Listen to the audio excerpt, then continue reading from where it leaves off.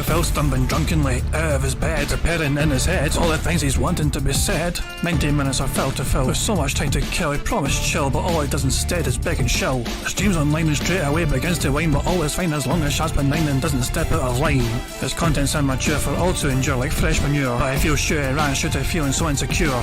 The money earned from yesterday was withdrawn and long gone, as Phil's spending impulse is always had to stay on. If supports are also slow and stays so low and fails to grow, you never know, the show may turn into an easy bingo. Once kicked off across the board with charge to what because his code can be ignored, just how much DSP makes us feel so bored to help us fight or sleep and try to keep alert to watch a creep who play bingo, but Phil will bitch and why his sheep are also cheap, while DSP is chasing green, we're seeing green across the screen as Phil's routine predictability rivals are so machine. It's not in burping, leaning, ban, it matters not if actually fun is childs can't see if flowers make him feel less of a man. Takes a drink and starts his like before lunching into a big pretending there for bills when truth is there to buy a wrestling JPEG. Talks about his shitty life of college cat and fatty wife and all his strife while forgetting that it's unwell and they were rife. With drama he will react but isn't act as a fact as he rehearsed to be exact and how he felt he was attacked. He seems nearly over it and a win is in sight, with what to white despite Phil to light that tips were not white. We'll say alright it is okay and now it's time for Phil to play, but first he'll say that tips will help from being off the other day. And with those words we win again, it's never if but always when the game is won. Thanks to that we made it to the very end.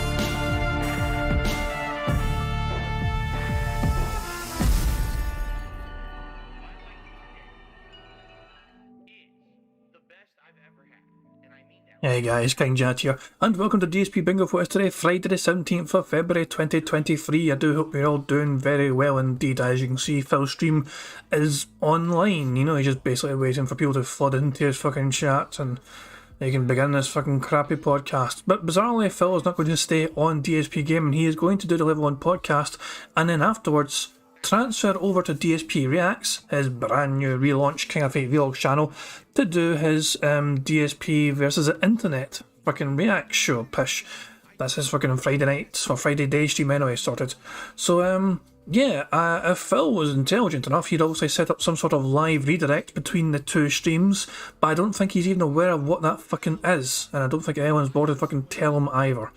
I've done live directs a couple of times to kind of direct you guys towards our attractive streams when I'm finished sometimes, and it's a good wee feature, certainly a handy wee feature, and Phil's certainly capable of implementing it.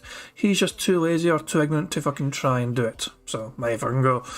So let's just very quickly, I want to very quickly get things sorted and set up today because I want to show you guys a random old clip I found of Phil trying to basically defend why he's a fucking dinosaur. I found an old, I was on Pig Go, I just searched the random phrase, do what everyone else, just to see what would pop up, and an interesting clip from him playing Call of Duty back in 2019, so an interesting thing where Phil basically defended himself, kind of, to say why he was such a dinosaur when it came to things like kind of adopting live capture and live streaming, and not actually direct capture and live streaming and all that. But okay, there you go. So yeah, I'm just gonna very quickly just get immediately into this fucking wheel. I'm gonna spin the wheel, we're gonna pick the card, we're gonna get a card sorted, and then we can enjoy some old robust content together. Spin, you bastard.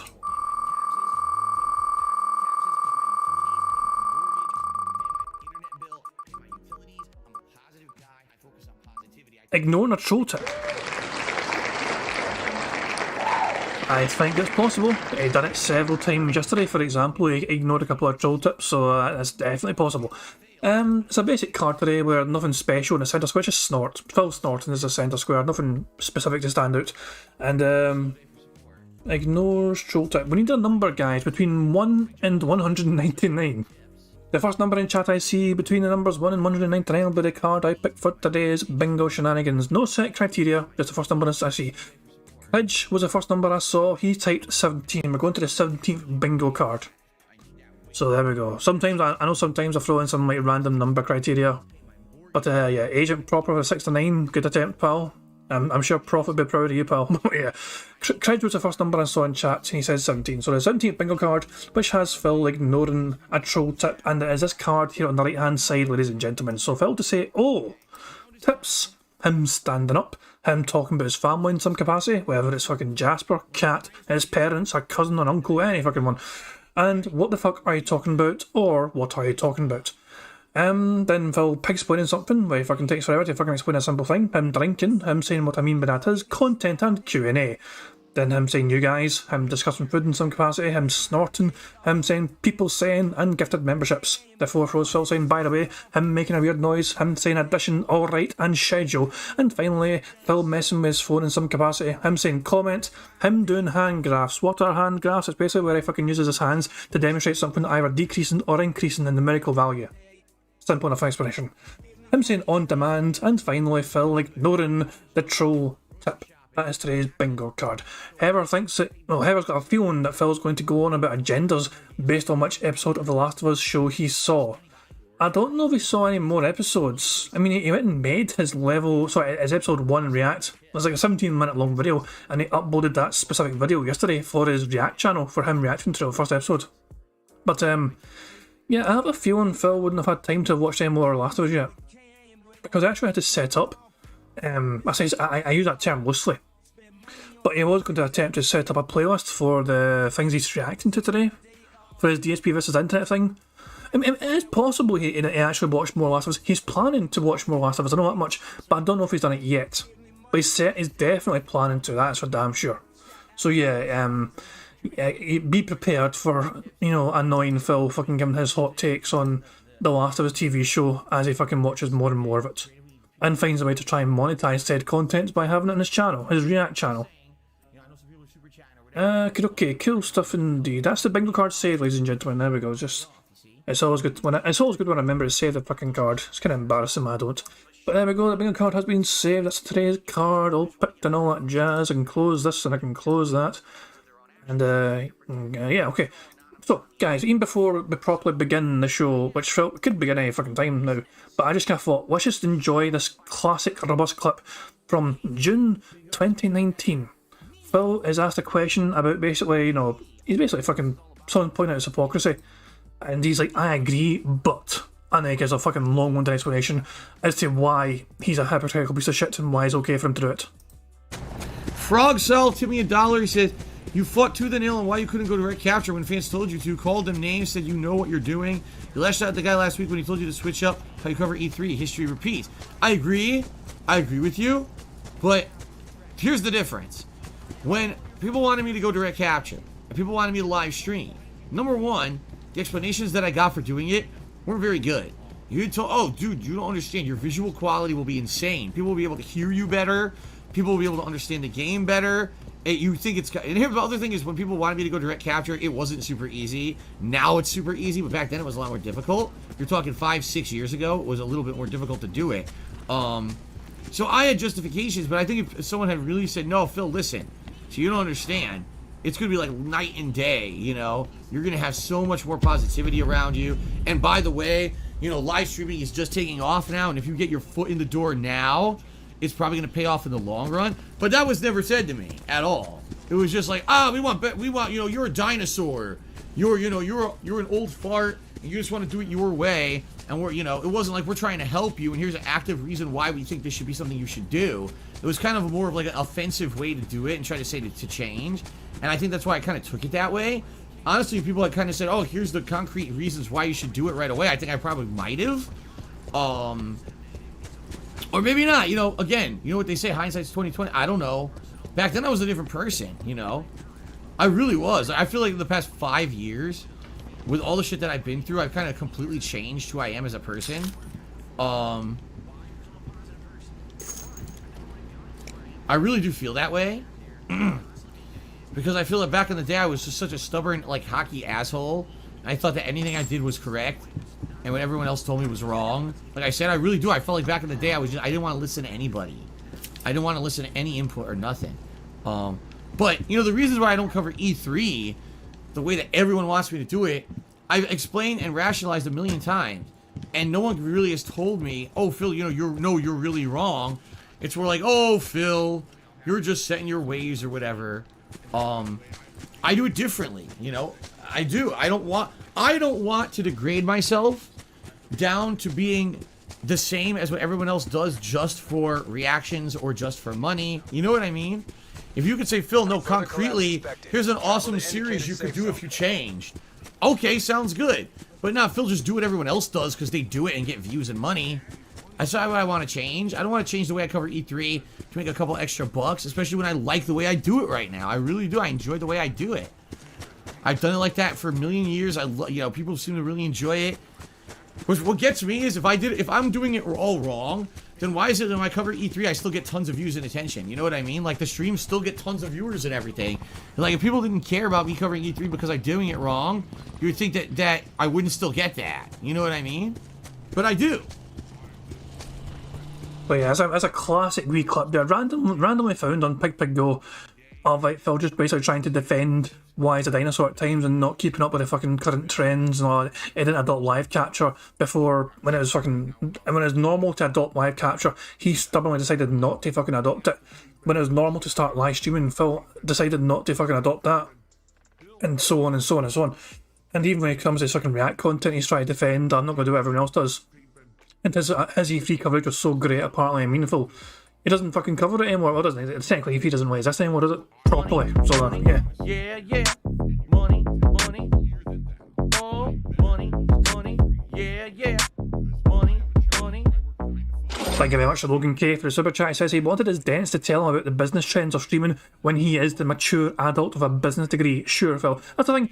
Things never fucking changed with Phil, because even back then in 2019 he was fucking looking for people to basically tell him what to fucking do and how to fucking do it.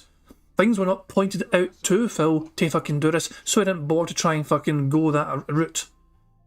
It's not as if Phil saw an idea and thought about it and tried to implement it and think, is this going to be good for business? No. Phil has to be told what's fucking good for his fucking business. And if he's not fucking told this, he doesn't fucking do it. He cannot fucking think to himself, this is going to be great for my fucking business, and without any fucking input from anyone else, tell him, it's going to be great, Phil. He needs his audience to fucking basically buy into it first. I know it's a fucking classic Phil phrase, the buy-in shit, but he needs to fucking know his audience are going to be fucking going all in, balls deep, on this fucking brand new idea Phil's going to implement before he fucking goes ahead and tries to implement it. Otherwise he is going to be too fucking scared to go that fucking route in case his audience don't fucking like it, doesn't take off, and Phil thinks, oh shit, it was a waste of fucking time. He needs to fucking basically get buy-in from those deadheads. They're going to fucking support him if he fucking does something different. Baron Von Kame says, don't forget he said they have to phrase it nicely too, because it's Finskin. Precisely, yeah, you need to be constructive for your criticism, and even then you need to be fucking nicely constructive for your fucking criticism. It's fucking bizarre. It really is. But there you go, that's just classic DSP for you. How's Phil's foot feeling? I don't know if anyone's asked him how his foot's feeling. No. Good morning everyone, let's get this chill show on the road, it's going to be a great stream today. And I fucked off for a while, came back, said good morning everybody once again, and then I said I'm just going to brush my teeth and then we can get started. Fucking hooray for that shit. Now let's go, I'll be behind, we'll go live. I wasn't that far behind I guess, but yeah. So yeah, Phil is about to fucking start the show very fucking soon. And yeah, let's just get the game set up properly. And just will say we have the bingo card to show on screen just to make sure we're all ready. We're going to have one more look at the bingo card. Hold on 2 seconds. So you guys all know job, but now when it comes to bingo, 25 snorts from Phil equals a free space. 10 burps from Phil is also a free space. If Phil doubles up on his snorts and burps, that's a secondary free space for those things as well. If Phil hits 100 likes and blows bubbles before recording for, well, not gameplay in a sense, he'll be recording for his fucking React content shite, that's a free space as well. And one more thing, what else is there? Oh yeah, if we get 100 likes, on this stream, that is also going to be a free space. So you guys actually have some sort of power to control the free spaces, at least one of them anyway. If you guys, if it is, it's up to you guys, obviously, if you fucking like your stream, you know what I mean? But if we get 100 likes on this stream and we're still playing bingo, it counts as a free space, and it could be a difference between a full house and not a full house. So to get 25 out of 25 on the card, one of you guys can win a prize in chat. That's right. I'm that fucking weird that I fucking give people money if we get a full house on the bingo card. That's just bizarre, I know. I don't know why I do it, but yeah, there you go. Hopefully we get a full house. It'd be nice if I can get one. And yeah, cause I do enjoy it when we get a full house and then give back to you guys, because you guys are so fucking generous, you know what I mean? It's like, I cannot... It'll sound like some just sort of cliche content creator shtick to try and appeal to his audience, but you guys are incredibly fucking supportive, man. Like, even... Not just the fact that you guys are here and helping out with the bingo and making sure I don't miss things on the card, and you're always quite positive as well, but you guys are really fucking supportive when it comes to, like, just like even like you know, throwing money, you know, like and it's like, it's certainly helpful to me, you know what I mean, because obviously we've all got things we fucking pay, but it certainly helps me as well. I'm gonna have a rough year with money. I think, you know what I mean, to try and pay a couple of things, but that's not your problem. That's my problem. It's for me to deal with. But I certainly do appreciate people's help with that. You know what I mean? And it's not something I'm not going to fucking go on about my financial woes. I'm not going to turn into DSP. Don't worry. You know what I mean? I'm doing okay, and you guys are certainly helping make sure I'm doing okay. So as I'm saying, that's why I like to give back to you guys. If you get 25 out of 25 in the card, one of you guys can get some money back from me because you guys are so generous to me throughout the many months we've been doing bingo now. But so yeah, that's the explanation for that. So yeah, if we're looking at this card, we're looking at this bingo card. The one thing I'm a bit wary of is Phil doing hand graphs. If I had to pick something that might do us in, the hand graphs could be the thing. I just read Yiggity fucking comment. Sorry we don't support you enough, King Jad. We don't need to step up, especially on demand audience. I fucking crack that. Wayne Buys asking, do I suggest a stream to watch on Saturday? I don't know, do streams on Saturdays anymore? It depends who's live. I know Saturdays are often the Tractor Beam. You know, Snood and Indrid, they do a wee stream on Saturday sometimes. I'm not sure if they're going to be doing it this Saturday, but I don't know who's going to be live yet. That's just I don't know who's going to be doing a show on Saturday. But I know sometimes on a Saturday they will do their stream. So if they're live, then I would recommend the Tractor Beam, which is just Snood and Indrid. So and I'll try and find out what they're fucking doing, if they are doing it or not. And it's actually something. Let me check if there's anyone scheduled to do a live stream tomorrow. I'll just check my subscription feed to things. No. There is nobody set up the live stream yet for Saturday, so I don't know. So I just had a wee quick look there, no sign of anything. But yeah, if they're doing one, then I would recommend a Tractor Beam, and because they're usually quite good for the robust content they provide and their input. And sometimes I have special guests as well. You know what I mean? They actually have, it's not just the two of them, it's actually three of them. That's something I've thought about doing sometimes myself. You know what I mean? Like trying to just drag someone else into the bingo stuff to blether along with me. But then again, try to find somebody who can actually understand the things that I'm fucking saying. Sometimes my words do go over people's heads because I speak too fucking fast. But yeah, it's just one of those fucking things that I need to. I thought about incorporating sometimes into the bingo stuff, and yeah, it's just we'll have to see if we can do that in the future, perhaps. But again, it's just. But we'll see what happens, I guess. But yeah, we're just waiting for Phil to get back from the little boy's room. He has to brush his teeth, remember, before he starts the bingo, which is code for him basically just sitting in the toilet playing WWE Champions, doing some more last-second pulls. But yeah, Phil, I don't think will be very happy with how yesterday went in general because I didn't get to wear a hat whatsoever. He got 50 odd bucks for the Hogwarts stream, and he ended up with $70 odd on the Warzone, and he's about to wage quit Warzone. He thinks he's had enough of Warzone. So even though it was like the brand new fucking update for Warzone, and he played it, he wasn't happy with it. Because people were try-harding in that game, people beat Phil's ass like a fucking drum, and he's like, yeah, you know what, I think I'm done with this game. There was lag, there was talented players, Phil didn't stand a fucking chance. So, yeah. Warzone looks like it's getting wage quit. So, there you fucking go. Phil just wanted a casual experience where he doesn't fucking have to experience try-hards or lag or anything. He basically wants to fucking play with bots. Not very intelligent bots at that. That's what he fucking wants. So, it looks like Warzone's getting wedge quit unless he fucking is convinced by somebody not to fucking wedge quit it. Maybe somebody will fucking incentivise him to fucking do it again if they offer him a very nice challenge, aka bounty. The challenge is for rewards. But yeah, Hogwarts didn't do very well for him, and I'll say Warzone was fucking pish as well for him. I'm not actually sure what he's got planned for the schedule. I actually posted a schedule. Let's have a quick gander here. Hold on. So here we go. Here's a schedule. Let's see. Today is level 1 podcast, and then he's doing internet versus DSP versus internet, and then you got Elder Scrolls Oblivion. Yeah, yeah. Money, money. Oh, money, money. Yeah, yeah. Money, money. Money, money. Yeah, yeah. Money, money. Oh, money, money. Yeah, yeah. Money, money. First of all, thank you very much to Barrett Wells for Super Chat. It says, Phil's the laziest try-hard there is. I would be inclined to agree, actually. That is though... It's a weird oxymoron, that. A lazy try-hard. It's a very bizarre oxymoron.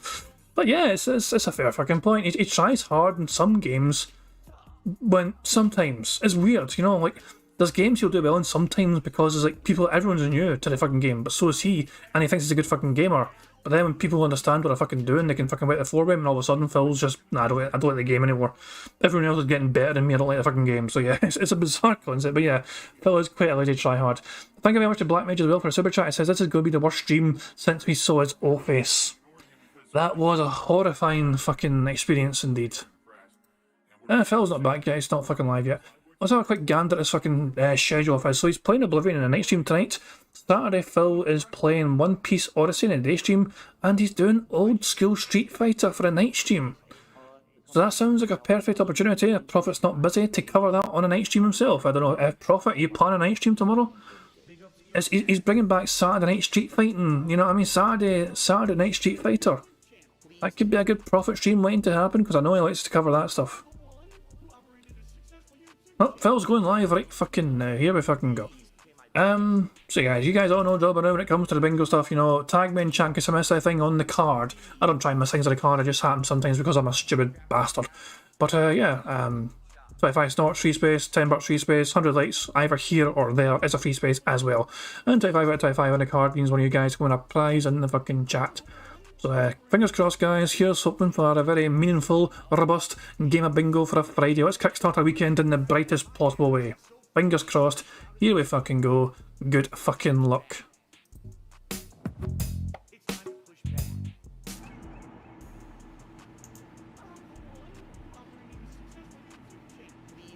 Oh, hello.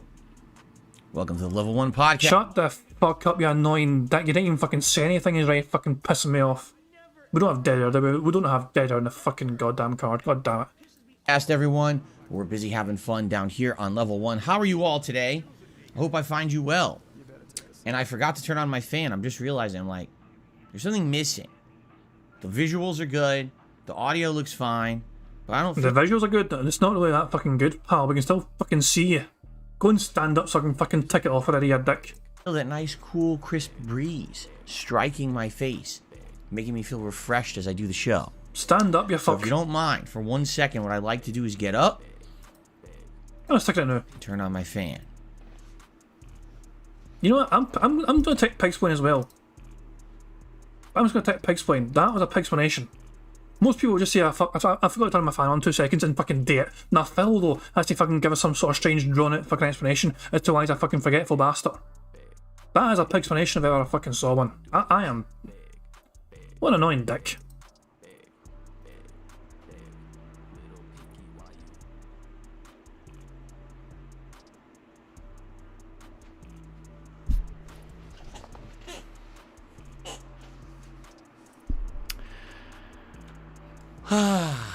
That feels a lot better, doesn't it? Hello! How's everyone today? It's Friday, the 17th of February, 2023. I, of course, am DSP, and I welcome you here to the show. I hope you're all doing well and you're ready for an exciting weekend, because this weekend, indeed, will be an exciting one with a variety of content that I'm putting out all over, the internet. Both here on DSP Gaming, there'll be a lot of new gameplay, but also this weekend over on DSP Reacts, my new YouTube channel, there will also be a good variety of content, which we will talk about this morning. In fact, after today's podcast, we are not continuing here. We are heading over to DSP Reacts for the very first official episode of DSP versus the Internet. This is my new weekly clip show, where you guys, the members of that channel, submit clips all week long, and then I react to them in a big, 3+ hour stream. So, I'm obviously excited for that. It's going to happen right after the podcast ends, which typically happens around 12:30 p.m. Pacific time. Then you figure, give me like 10 minutes to switch over, set up, probably use the restroom or whatever, and then jump into that fun React stream, okay? So that's going to be exciting. I'm very excited for that. It's a little different, obviously, from the norm where usually everything I do is right. Somebody get this man a goddamn thesaurus. We're going to have a very exciting stream. a very exciting React stream on this exciting level on podcast. It's going to be very exciting, guys. So check in the exciting variety content, okay? I'm so excited for this exciting content. Get this goddamn fucking full of fucking thesaurus. Right here on DSP Gaming, we do have to kind of lift up and walk over and sit back down. All right, not really. You guys can stay where you are. You just got to maneuver to a different channel, you see? So don't worry. What I'm going to do is after the stream ends, post up both on Twitter and here on the community tab. Hey, everyone, head over to DSP Reacts because now we're picking up where we left off over on DSP Gaming, okay? And this will end up being a regular thing. Right now, it's going to be a little weird until people get used to it, but eventually people will be like, oh yeah, that's right, on React Day, right? Which whenever that ends up being. React Day. It's just a React Day. Oh, I've been waiting all week for fucking React Day. I can't wait. He envisages denheads have their own wee fucking calendars counting down the days to fucking React Day. I don't think we have mess in my ear on the card, but don't we? As I'm saying, we have 117 different things that could go on this fucking card. I very recently added the words million and percent, both separate words. Sometimes fellas don't all say 1,000,000%, but I really just like to say fucking million a whole lot. I found out they were fucking there and pig go. So yeah, 117 different possibilities for this card, and sadly we haven't seen some of the newer ones yet. I think we had percent one time. But Millions was a brand new one I added the other night, and I had a chance to be on this one, but nah, no yet. That's what I'm saying, no, we have a lot. That's what I'm saying. From 117 different possibilities, we only have 24 here. Because here's the thing, you guys voted this week for Friday, and I'm all for it. I think what it is you guys wanted to see this show as soon as possible. You wanted to see how the show will really work. And after the dry run that went down Sunday, but didn't go without a hitch, there were definitely some hitches there. You wanted to see the show, how it's really going to be. So you voted for the earliest day possible, right? Because it was supposed to be Friday, Saturday, Sunday, Monday. Which do you want to see the clip show on? So you voted for Friday. But the thing is, I really don't think Friday is always going to be the best day for the show. Reason being, there's new releases on Fridays, right? Typically for video game releases, there's 2 big days. Tuesday. Why did you fucking offer it as a fucking option then, you stupid fucking moron? You were the one that made the goddamn poll, suggesting it as a fucking option. You gave people a chance to fucking use that fucking day for them to fucking vote on. And then when they fucking do, you're blaming them for picking it even though you fucking put it as an option. You were the one that determined the fucking poll. And Friday. Now, sometimes there's a Thursday release or oddball release, but for the most part, games almost always come out on a Tuesday or a Friday. So that being said, I think that doing a clip show every Friday doesn't work. You see? But I was happy to do it this Friday, and likely what we will end up doing is maybe do it every Friday moving forward until a new game comes out on a Friday, and then we bump it to Saturday, and then it kind of just sits there at its home on Saturdays. Like every Saturday, the clip show, DSP versus the internet, okay? So that's going to happen today, plus we got some fun gameplay with... Yeah, money, oh, money, yeah, money. Thank you very much to Black Mage for a super chat. It says he can't even fulfill an easy viewer's choice. I was just thinking to myself that he can't even fucking... He's waiting until he has a brand new fucking release on a Friday to move the fucking show to a Saturday. Why not just move the fucking thing to a Saturday right fucking now? He's going to wait until he's forced to move it to a Saturday and then keep it there permanently. But wouldn't it make more sense to fucking drill into everyone's head it's Saturday is React Day? To fucking move it as soon as fucking possible? So it doesn't throw them off when a fucking new release clashes with a fucking Friday? This is how he fucking does this. You know, it's Phil's business, he can fucking run it however he wants. Fuck it. DSP versus the internet, okay? So that's gonna happen today, plus we got some fun gameplay with Oblivion later tonight. As you know, Oblivion is always chill fun. I always have a great time with it.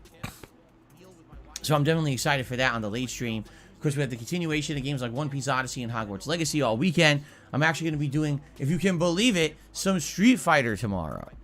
Yeah, because Sony is actually doing a free PS Plus weekend, which I didn't know until yesterday when I was on the podcast and I was reading news, and there it was. Sony doing a free PS Plus weekend on Saturday and Sunday. So February the 18th and February the 19th, no one needs to pay for PS Plus. I was like, what a great opportunity for me to play some old school Street Fighter. Then let's see if we can find anyone in the Capcom Fighting Collection and maybe do some matches, since basically there's no other opportunity for me to do so unless I pay. And quite frankly, I don't see like why I should be paying for PS Plus if I'm not playing any games consistently, right? So we'll do that tomorrow. We're also going to try out the Season 2 multiplayer for Call of Duty Modern Warfare 2, which has 2 new maps added to the rotation, and of course a little bit of rebalancing and tweaking. So we're going to do some of that. And then there's new games on Tuesday, and really what we do on Tuesday is dependent on what happens over the weekend. Because if we end up finishing One Piece Odyssey by Tuesday, then we could probably play both new games. But if we don't, and we still got One Piece in the mix, then one of the new games is essentially going to have to hold off until we finish it. So the question is, which of the new games do I play first, right? Well, we'll talk about that in a little bit. Anyway, so that's good variety for the weekend. Plus, on top of all of that, all right, I started doing a React series. Well, I guess I could say more of a review series for The Last of Us TV show, which I started watching 2 nights ago when I got HBO Max on my day off for this week, and my wife and I watched episode 1. Yesterday, I talked about this on the podcast, and you guys liked my thoughts and said, could you turn this into an ongoing series for DSP Reacts where you talk about all the episodes of The Last of Us show? And I said, why not? If it's only 15 minutes, per episode or whatever, then I don't really see, the big deal, right? So, yeah, pretty cool, right? And I did an episode of it last night. How did it go? Well, let's see. I released the episode, right after my second stream last night, right? And what happened? Well, people seem to like it. In general, views are pretty good. I'd say 1,000 views in 12 hours isn't that bad. For a new channel that's basically been dead for a year, it's pretty good viewership. People seem to be leaving interesting comments, some positive, some negative, some in between and constructive, and I appreciate all of that feedback. That helps me to improve, but also helps the channel. So it looks like it's doing good to me. All right. And so last night, my wife and I watched episodes 2 and 3. Oh, balls. Now, Heather, calm down. I don't think he's going to do the React stuff to that on the podcast, because that would mean he's taking away from content for his React channel. So, I don't imagine he's going to bring up anything. I think he's just going to save it for the React channel to try and lure people to check his thoughts there. I might be wrong, but it's possible. Of The Last of Us TV show. All right. And I have a lot to say about these episodes. All right. And people want to hear my thoughts on these episodes. All right. And so tonight, after my late stream ends, I will be doing that. I will be filming and uploading DSP Reviews, The Last of Us TV series, episodes 2 and 3. There you go, Heather. It looks like he's going to spare us the fucking mini review on the fucking podcast. In one video. It'll be about 15 minutes long. I'm going to release or review both episodes. Okay? What's absolutely hilarious is some people leaving comments like, oh, can't wait for Phil to review episode 3 of The Last of Us because he's going to get canceled. Oh my fucking god. I've not seen any of this shit, but you guys were going on and on about it as well yesterday. You guys were fucking non-stop saying Phil's going to get so triggered watching this. Let's enjoy how Phil is going to... Okay, Heather. You might want to mute Heather. I'm just saying, some people might want to mute this because it looks like he's going to go off a bit. Just a little bit. So, yeah, I'll give people a chance to mute, and here we fucking go. I'll let you know when it's safe to unmute. Phil to review episode 3 of The Last of Us because he's going to get canceled. I'm going to get canceled. Me. Do you know who you're talking to? Do you have any clue who you're speaking of? Do you have any idea how many years people have been trying to cancel Darkside Phil on the internet? I'm pretty sure me speaking about The Last of Us TV show will not be the thing to get me canceled off the internet. I don't think so. All right. So, yeah. I'm not too worried about that. All right. But I'm excited to do that tonight. Since you guys liked last night's episode, I'm down for that. And if there's other new shows or ongoing shows, you know, on something like HBO Max that you guys want to hear my thoughts on, I'd be more than happy to share my thoughts with you on those.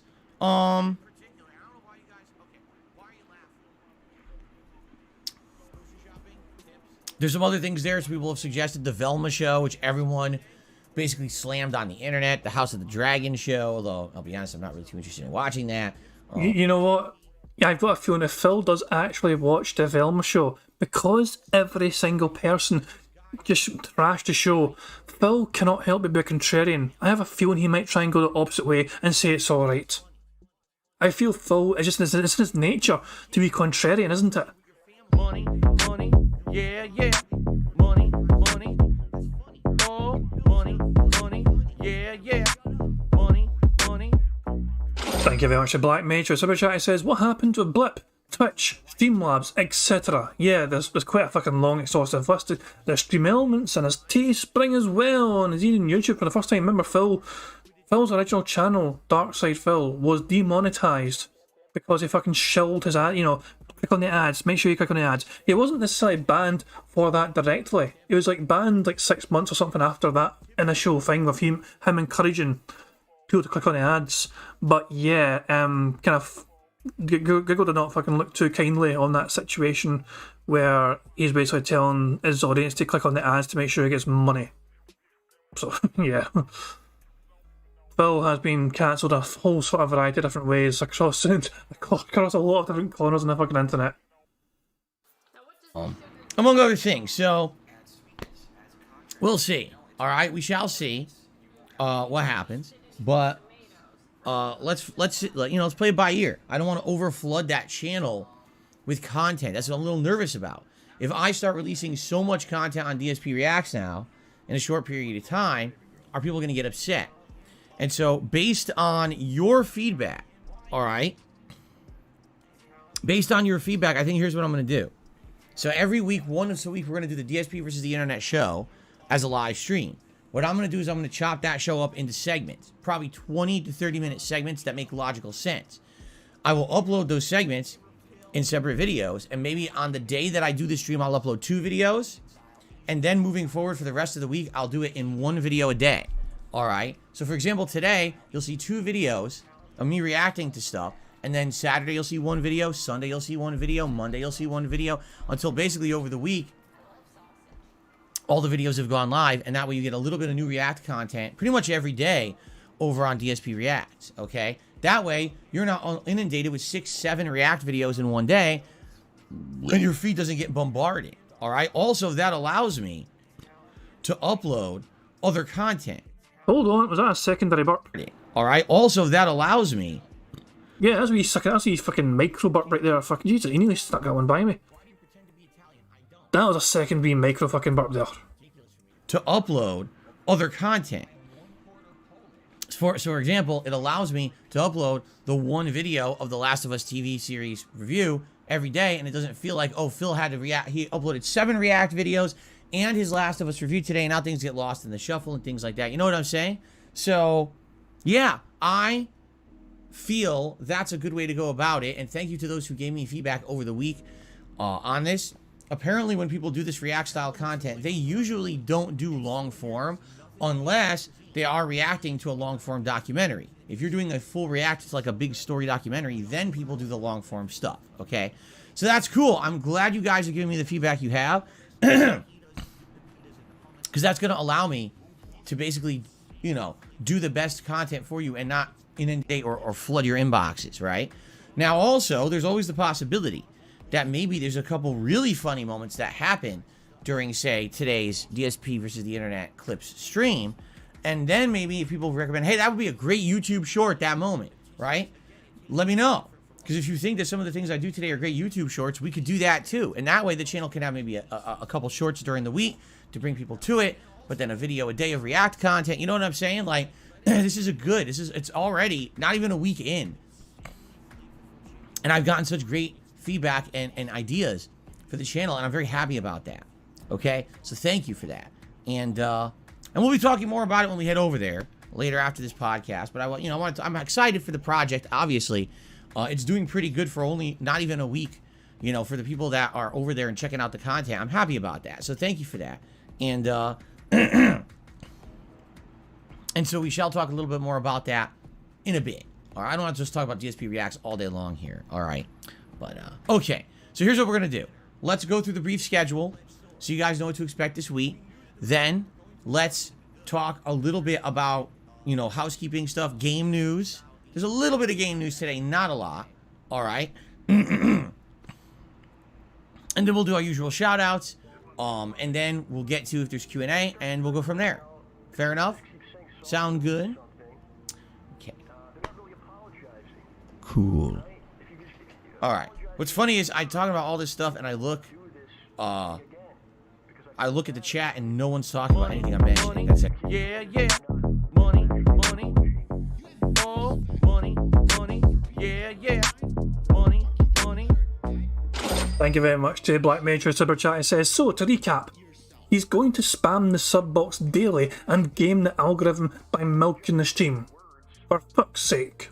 Yep, Black Major, that's pretty much it. To be fair, one video a day from DSP on a channel is a refreshing change of pace. Kind of. I know it's DSP, but the fact that he seems to be kind of all on board with this fucking idea. And keep in mind as well, when he has finished that stream, he usually privates the live streams. So it will actually encourage people to go to his fucking channel or go to a detractor restream to see, you know, see things essentially. And that's the thing, I can actually see Phil potentially maybe trying to clamp down on detractor restreams for his React style content. Especially if it starts doing better and better. He doesn't really give a shit about the kind of DSP gaming kind of restreams because, let's be honest, it doesn't actually affect him monetarily. Because it's not for fucking taking anyone away from his fucking channels or anything, you know what I mean? But nah, when it comes to his, like, you know, React shit though, if people can just go to a fucking detractor restream and see the stuff he's not released yet on his channel, it's possible he might try and clamp down on that harder. Especially if Phil's plan to try and space out these fucking uploads like every single fucking day. Curse says you have to consider that most people will be subbed to both channels, so it's another video in your subs. Good fucking point, yeah? It's a good fucking point. Also, you're subscribed to DSP Gamer anyway, which is like 6 or 7, 8 videos sometimes. And then you get one extra video from DSP Reacts. Yeah, it's an extra fucking video from DSP essentially.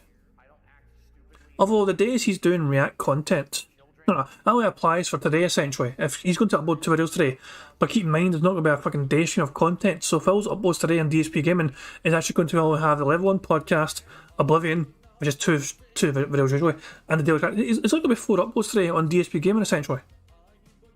And then DSP Reacts will have like 2 uploads.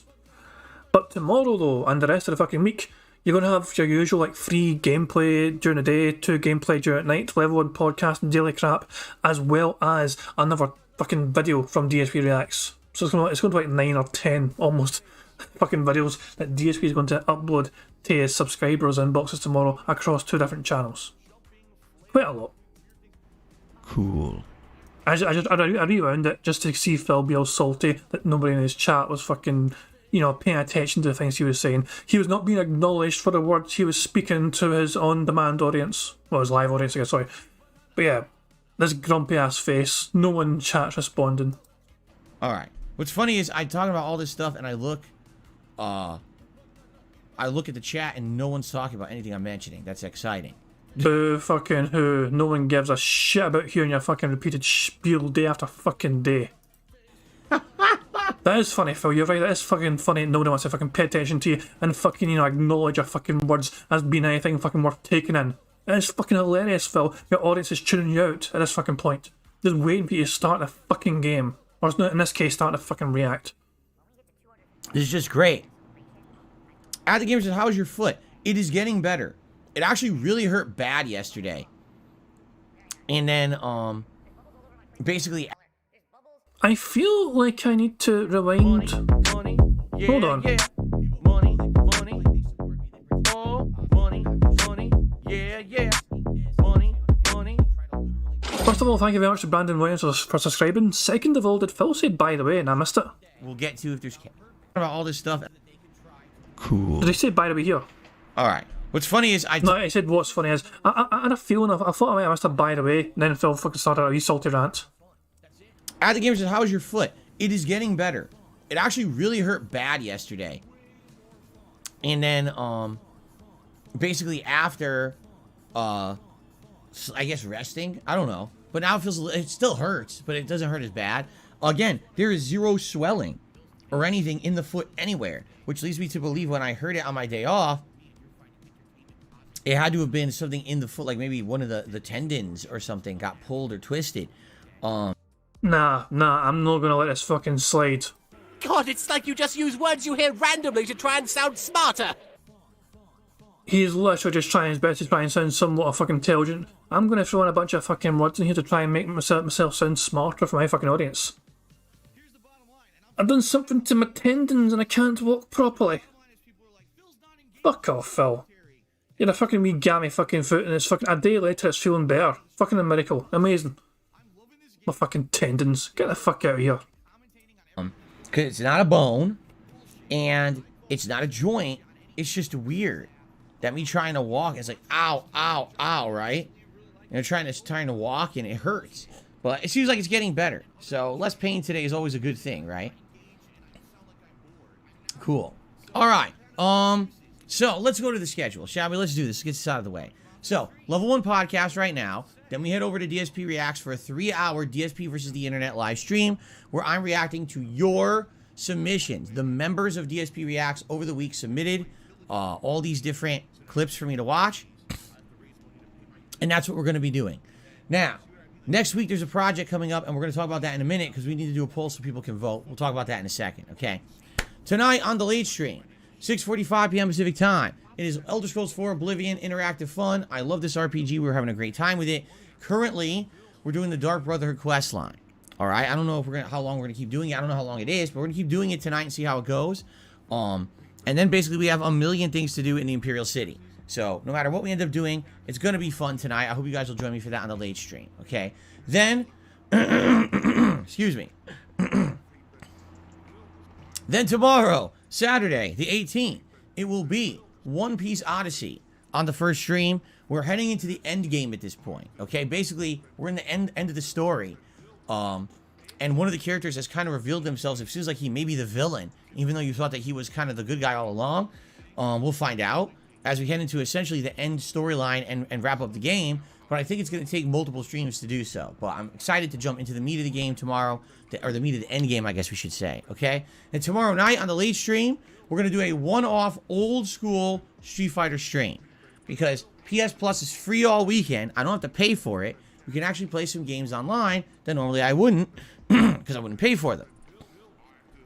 So we're going to do Capcom Fighting Collection and see if we can get some free matches in tomorrow night on the late stream, okay? Then on Sunday, we'll continue on with Hogwarts Legacy after having taken a few days away. It'll be fun to jump back into it. Every time, excuse me, I'm really gassy today. I'm just exploding with belches. I'm really sorry about that. Every time we play Hogwarts, it's a great time. All right, I have a great time with it, and I hope that you guys will join me for more Hogwarts as the main stream on Sunday. Who knows what we'll do? Will we unlock broom upgrades? Will we unlock new parts of the school? Will we solve a mystery? Will we rewrite history? DuckTales, woohoo. I don't know. But it's a great game. I'm really enjoying myself with it. The fuck was that last bit? DuckTales, woohoo. DuckTales, ooh. What? You know what? I'm taking weird noise. That was a weird fucking noise. But I'm confused as fuck. Was it a DuckTales theme? Jesus Christ. I've heard of DuckTales, but I've never actually... I don't think I've ever watched it, you know. Put it that way. We solve a mystery. Will we rewrite history? DuckTales, woohoo. I'm still counting as a fucking weird noise. I don't know. But it's a great game. I'm really enjoying myself with it. You know, we're over 20 hours into it now. And it's every time I play it, I'm just having a great chill time. So I hope you'll be there on Sunday. Sunday night, we're going to do Modern Warfare 2 multiplayer. All right, I played Warzone last night. It was a disaster. The Warzone changes for Season 2, in my opinion, just make it worse. They basically made it that it's much harder to survive because essentially everyone. Yeah, yeah. Money, money. Oh, money, money. Yeah, yeah. Money, money. Right, Thank you very much to Black Mantra Super Chat. He says he's so gouty today. I think his snort sacks need to be expressed like a dog's glands. Take him to the groomers. That is a vile fucking mental image. What are you trying to fucking do to our imaginations? We're not all like DSP who has no fucking imagination whatsoever to fucking imagine that. We can fucking picture that and it's a horrifying fucking thought. But thank you very much for the super chat, you sick bastard. I do hope you're feeling better today, by the way, Black Mitch. It was a couple of days ago you had that biopsy in your stomach, so I do hope the hole in your stomach is not as sore today. You're still a disgusting bastard, you know what I mean, but I do hope you're feeling better. And according to Dashi, fucking David, there's a new series of DuckTales has David Tennant playing Scrooge McDuck. Doctor Who is Scrooge McDuck, or former Doctor Who is Scrooge McDuck. There you fucking go. As a fucking it's still not David Tennant's most bizarre role though. He's had stranger roles. He played well, if anyone ever fucking watched Rab C. Nesbitt, you might be aware that David Tennant had a little cameo appearance in that show, and yeah, he played a female barmaid. I'll just leave it at that. Yeah, David Tennant was caught people in a bit of a trap, I guess.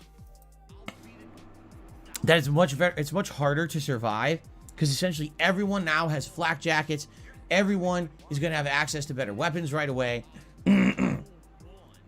Everyone has a lot of money. Like what they did, they added a ton of money into Warzone now. So everyone can immediately go to the market and buy their high-end loadouts. So instead of it being about survival, it's about the rush to grab the weapons and immediately just tank it out like a bunch of fucking idiotic Terminators. And of course, it makes the game more exciting in my opinion. Instead of just, trying to hibernate and camp. No, it's survival of the fittest. It's the whole premise of the game, you'd imagine, to try and fucking fight the other people. And feels like I want to just camp in a bathroom and just hope and pray that everyone else will kill each other. Fuck me, man. But that's just typical DSP fare. So he doesn't like the game anymore because everyone else is better at it than him. They're fucking trying to fucking fight each other. Funny is, I had only played Warzone. I'm dropping into the map. I played for like 2 minutes. All of a sudden, people are already on the highest points sniping you with their loaded, high-caliber fucking sniper rifles. Like, what? We just started. Like, we literally just started. How do they have this? That's what I mean. Like, they changed it. And in the 1v1 Gulag too, the 1v1 Gulag is not very good. So basically, they ruined it. It was very fun for the month and a half that I played it consistently. But now the changes they made have made it that basically only tryhards will have a good time. If you don't know what that means, it basically means people who play a game a ton because they care so much about their online ranking and performance, And by the way, there's nothing wrong with that. If you really like a game and you want to play it a ton, then go ahead by all means. But when literally that's all the people left playing Warzone, I'm not like that. I'm not going to have a good time with it anymore. I'm probably going to, hate it. And honestly, it wasn't fun at all. It was actually... Speak for yourself. Why are you playing Street Fighter tomorrow, Phil? You're a fucking tryhard at Street Fighter. Why is it okay for you to fucking be a tryhard at Street Fighter, but it's not okay for other people to fucking be a tryhard at other fucking games that you fucking play multiplayer in? Boo fucking, it's not their fault they play the game more than you. It's your fucking fault for not fucking putting more time into the goddamn game to get better at the fucking game, Phil. This is all on you. Actually, kind of the opposite of fun last night. I feel like I wasted my time. So, I think stick a fork in it. That's it for Warzone. Sucks, because I liked Warzone when we did it, but they kind of ruined it with the season update. But I do want to check out the multiplayer content. I want to see what the new maps are and see if they've tweaked the multiplayer at all. So we're actually going to give this another shot, okay, on Sunday night. And we'll see what happens. And if you guys like it, maybe we'll actually keep that in the rotation. If not, then I guess we'll retire Call of Duty for now. We got a good amount of content out of Modern Warfare 2, right? He's basically getting ready to fucking kiss goodbye to that game already. Radial Law says the reason he hates the changes because 1v1 in the Gulag means he can't rely on someone else to distract enemies and deal damage so he can steal kills or blame the other guy if he loses. That was my thought process precisely. Whereas 1v1, Phil has to rely on himself and only himself to fucking get the victory in that fucking situation. On a 2v2 situation, yes, his teammate will fucking often be the one that fucking makes sure Phil's arse is fucking saved and he gets back into the fucking game. But nah, a 1v1, Phil is usually fucked because he is goddamn trash at that fucking game. All he can fucking do well is fucking camp in a fucking bathroom and stare at his fucking chat hoping and praying for bounties to come in. Looking at the fucking how many people are remaining fucking section in the fucking, you know, the game. So, am I top 10 yet? Am I top 5 yet? Think of all the dollars I'm going to get given by people because I'm fucking camping in a bathroom, not trying to win the game, but just trying to survive as long as possible because some dumb bastard fucking said it would give me money for making sure I was top 5 or whatever. It's such a weird, boring way to fucking entertain your goddamn audience, Phil. It's not a good way to do it, no. The best fucking kind of challenges for sort of fucking game is get a certain amount of kills with a certain kind of weapon. Or win a fucking game of Warzone. Those are really kind of acceptable kind of challenges. Imagine someone just saying I'll give you fucking money for being like top 10. It just means you can fucking... It's basically just a boring ass game of hide and seek. Warzone becomes hide and seek. We did, and I liked having it in the rotation. It was fun while it lasted, but you know, the other thing is we got a lot of games now that I'm juggling, and likely having those night streams to continue on with playthroughs as opposed to, oh, night stream for random multiplayer that doesn't really go anywhere may make more sense, okay?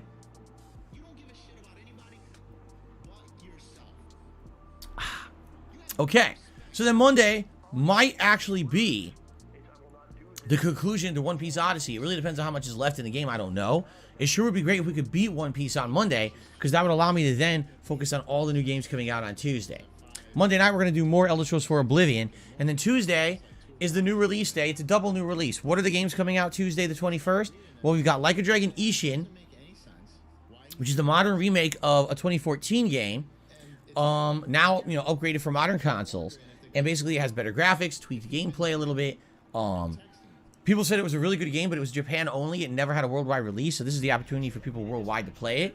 As you know, I like the Yakuza franchise, and essentially this is Yakuza in feudal Japan. I don't see how that wouldn't work. It seems like it's going to be entertaining and fun. But the other game is Atomic Heart. Now, this is a game that's a Game Pass game. It's supposed to be kind of a what-if scenario. Think how Wolfenstein is a what-if scenario. What if the Nazis won World War II?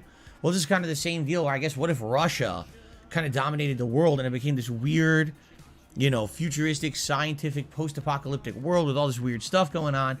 Seems like an interesting premise, but if I had to choose between the two games, I'd probably choose Like a Dragon Ishin.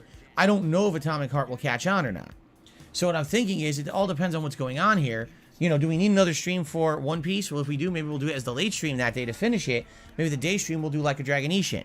But if One Piece is done, then maybe I'll do Like a Dragon on the first stream and Atomic Heart on the late stream, and we'll play it by ear, and we'll see, you know, Atomic Heart, is it any good? Because I'm kind of on the fence about it. I don't know if it's going to be good or not.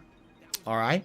So there you go. I think that's going to be Tuesday. Either way, it'll be fun, but it'll be interesting to see how it pans out. And then I have Wednesday off, and then basically what we have is a whole week there at the end of February to focus in on all the new releases and juggle them. However, now let's talk about the next big event. Obviously, next week, we're going to do another episode of DSP versus the Internet, and we're probably going to do it Friday. Okay, just like today we're doing it, we'll probably do it next Friday as well as the day stream. But there's another big React event next weekend, all right? We've been having the members vote all week long on DSP Reacts what will be the new big React event. And what I mean by that is not a clip show, but basically a show that's going to... Shut up for a second, Phil. That is a bingo. What I mean by that is, was said, that is the first bingo of the game. So thank you very much, you dirty pig, for saying that thing. You predictable wee fucking arse. Do a big full-length documentary. I did many of these last year, including the Wings of Redemption documentary. Remember that? We also did my own Down the Rabbit Hole video, correct? We also did the John and Howard video that they made about me in 2015. We also did the Keemstar documentary, right? So this is some of the long-form reacts I did last year. They did well. Basically, all the long-form reacts I did in 2022 did well. So that's why I want to do one of these big long-form reacts a month, all right? So to give everyone the heads up, the members have been voting all week long, and the poll is in. I guess at this point we're going to call it. The documentary I'll be reacting to next weekend is Lies, Deception, and Pro Jared, the story of Pro Jared by June the King. All right? So when are we going to do it? First of all, the show it's a 90-minute documentary.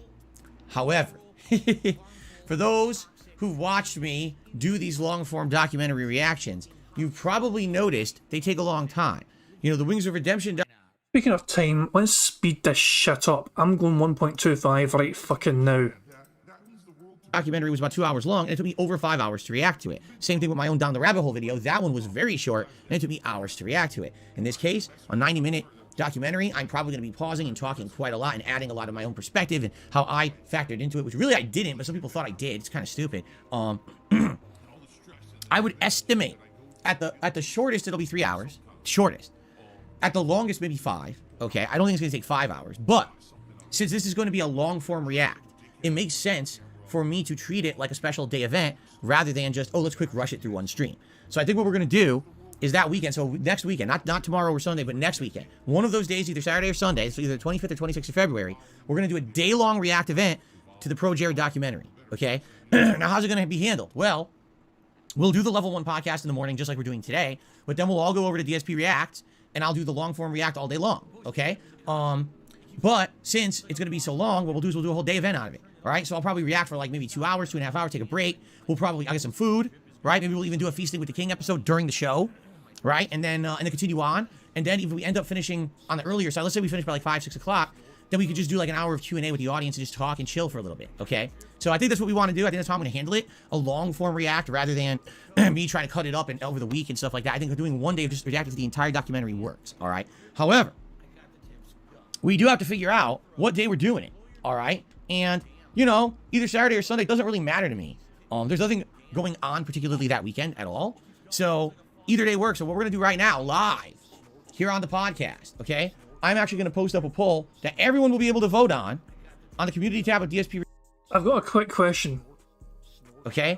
I'm actually going to post up a poll that everyone will be able to vote on. Now, before that, why was he staring up to the heavens here? Going on particularly that weekend at all. So either day works. So what we're going to do right now, live. What in the fuck is he... What is this all about? Is he like fucking trying to, you know... Is this like some sort of fucking beg to God to get fucking members fucking given to him or something? Why is he looking up? I'm so confused. Dear God, please give me another 50 or 60 member bomb. Sincerely, Phil Burnell. Here on the podcast, okay? I'm actually going to post up a poll that everyone will be able to vote on the community tab of DSP Reacts. Hello, everyone.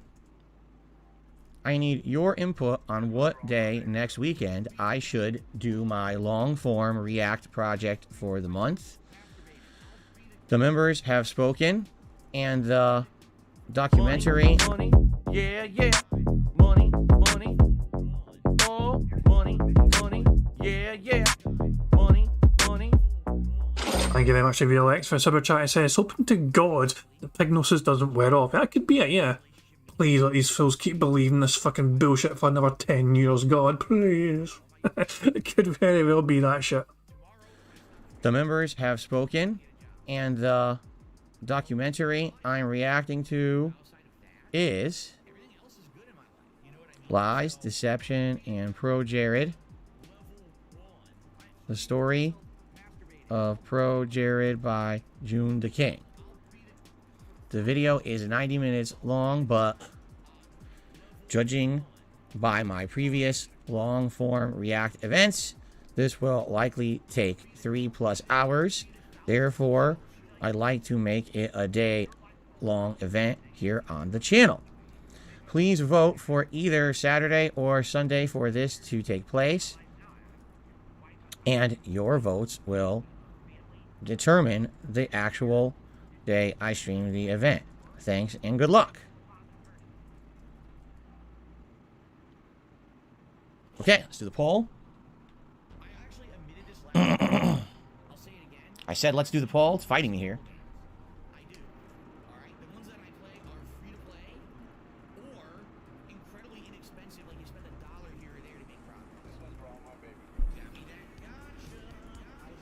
So February 25th or February 26th. That'd be correct, right? You know, I probably should check the date before I do the poll. I should probably make sure these are the correct dates, right? I should double check that instead of looking like a complete idiot, right? It is the 25th and the 26th. Okay, good. All right. And of course that was phone stuff. Phil had his wee phone out to fucking check those dates. You can actually fucking see the phone in the corner of the screen there. So that's another bingo, by the way, because, you know, he was doing phone stuff as messing with his phone. So yeah, second bingo of the game. We're actually doing quite well. So, hello everyone. Your input on what day next weekend I should do my long-form React project for the month. The members have spoken, and the documentary I'm reacting to is Lies, Deception, and Pro Jared, the story of Pro Jared by June the King. The video is 90 minutes long, but judging by my previous long-form React events, this will likely take 3+ hours. Therefore, I'd like to make it a day-long event here on the channel. Please vote for either Saturday or Sunday for this to take place, and your votes will determine the actual day that I stream the event. Thanks, and good luck. Alright, so let's go ahead and post that up. So, if you are someone who follows DSP Reacts, right now on the community tab of DSP Reacts, which is youtube.com/@DSP Reacts, you can now vote if you want to see the Pro Jared documentary either Saturday or Sunday. All right, please do, because I would love to lock that in. Now we can plan around it. Okay, cool. So that should be exciting. I hope you guys will participate. Remember, participation is key in a project like DSP Reacts. Shut the fuck up and stop fucking begging people to fucking watch our shitey fucking show. By the way, guys, technically we are already doing better today than we were there whole yesterday. We were like 7 away yesterday. We already have a free space, so we're technically 6 away right now. And there's plenty of the fucking podcast left. So this is a very promising card. Just what I'd point out there. Money, yeah, yeah. Money, money. Oh, money, money. Yeah, yeah. Money, money. Thank you very much to Black Mage for a super chat. He says, "This is such an atrocity. I've taken an edible." I mean, whatever helps you cope with Phil. You know what I mean? Some people choose alcohol, some people choose the mute button, and some people just turn to edibles. It's just what it is, you know, do what you need to do. Right? It's one of the biggest things about it is that you guys get your input, right?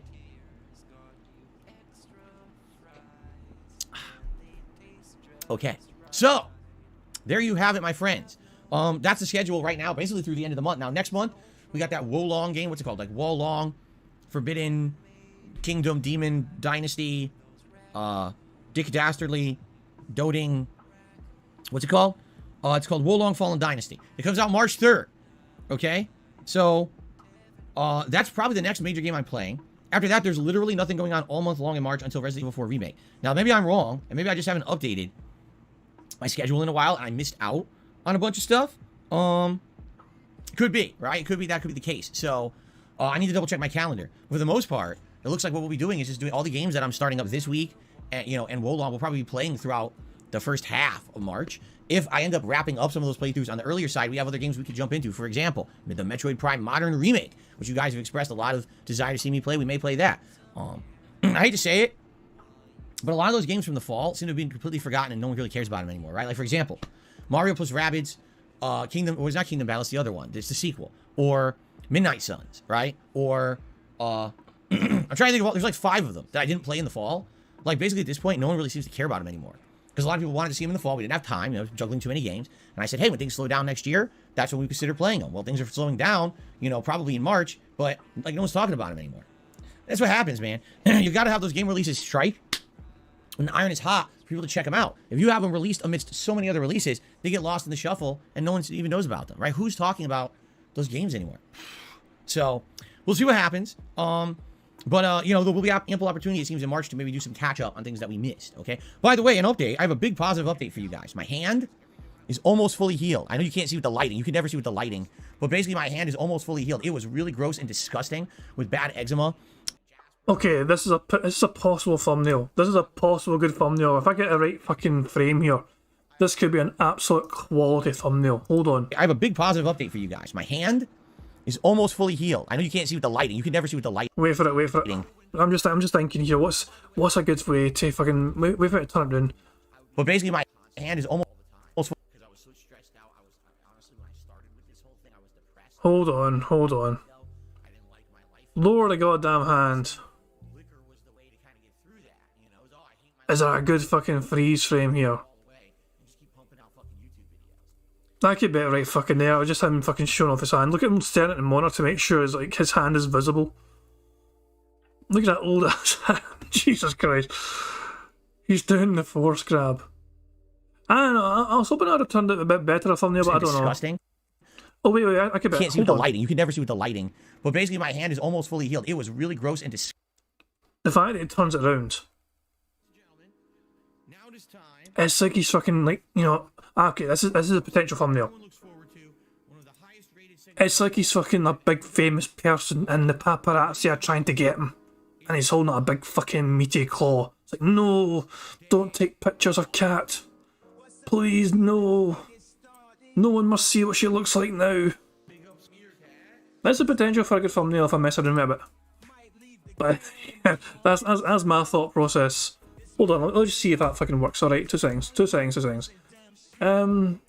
Yeah, it worked not too bad actually. I mean, again, I went a bit strange here at the bottom, you know what I mean? But for the most part, I guess it's also missing some of Phil's fucking face.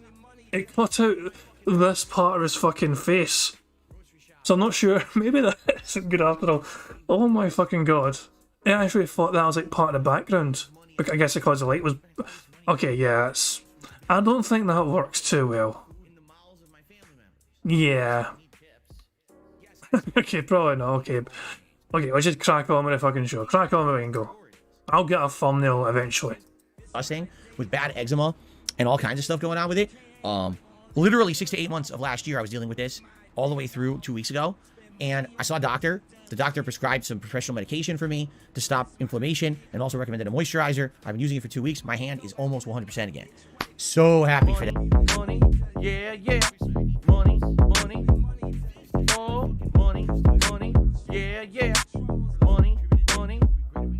Thank you very much, and Mastodon, the pizza slicer, for the super chat. He says, going a bigger hand to block chat. That's a good fucking point, actually. It's a very good fucking point. Gonna need some sort of big, massive fucking, you know, just ridiculous size hand. I was trying to think of a famous example of a large hand. Who's got famous with large hands? Donald Trump? Nah, I know he's opposite. He's got small hands, but yeah. Barrett Wells wants me to roll it back. Yeah, no problem. So yeah, by the way, before he said 6 to 8 months of dealing with this. So he wasn't dealing with it for 6 to 8 months. He was ignoring it for 6 to 8 months until he could not ignore it anymore because it got worse and it became infected and it started oozing and it started fucking scabbing all. Aye, he got ridiculously horrible. He did not deal with anything for 6 to 8 months. He ignored it for over half a goddamn year. Yeah, ample opportunity, it seems, in March to maybe do some catch-up on Anyway, I rewound it for you, so here we go again. things that we missed, okay? By the way, an update. I have a big positive update for you guys. My hand is almost fully healed. I know you can't see with the lighting. You can never see with the lighting. But basically, my hand is almost fully healed. It was really gross and disgusting with bad eczema and all kinds of stuff going on with it. Literally 6 to 8 months of last year, I was dealing with this all the way through 2 weeks ago. And I saw a doctor. The doctor prescribed some professional medication for me to stop inflammation and also recommended a moisturizer. I've been using it for 2 weeks. My hand is almost 100% again. So happy for that. I mean, I literally couldn't use this hand properly for months and months. It was disgusting. So thank God that's a good positive health update, right? Okay, a couple other quick odds and ends. Ladies and gentlemen, today's the 17th of February, all right? I would like to direct your attention down here. We are in the home stretch to hit our members goal for this month. We basically have until maybe the 21st, maybe the 22nd, but likely the 21st, so about 4 more days to hit the members goal here on DSP Gaming. Why do we only have 4 more days if the members goal is for the whole month? Well, because back in January, we had some very generous people who came by and they gifted memberships. They gifted about 60 to 65 memberships, and that was around the 21st to 22nd of the month. So because of that, boom, we hit our goal and we actually did the super... Boom, we got a bingo. Boom, yet again we have a bingo because Phil mentioned gifted memberships. Boom, and boom, and boom, boom, boom. Boom, boom, boom. Let me hear you say whale. If I don't see any fucking whales in this chat, I'm going to lose my mind. For Saturday event last weekend. You guys absolutely loved the event. I was very happy to do it. Maybe it'll be an annual thing. I don't know, but you guys loved it. Maybe we'll bring it back, okay? So that being said, you know, this new members goal can be hit reasonably if we hit it within the next 4 or 5 days. But if we don't, we're going to see a big dip of around 60 or more members. That's going to put this goal kind of out of reach because what are the chances we're going to see over 100 members flood in? Probably not. I'm not saying it's impossible. I'm just saying it's more of a crazy Hail Mary to expect that we're going to gain that many members by the end of the month. Okay? Now,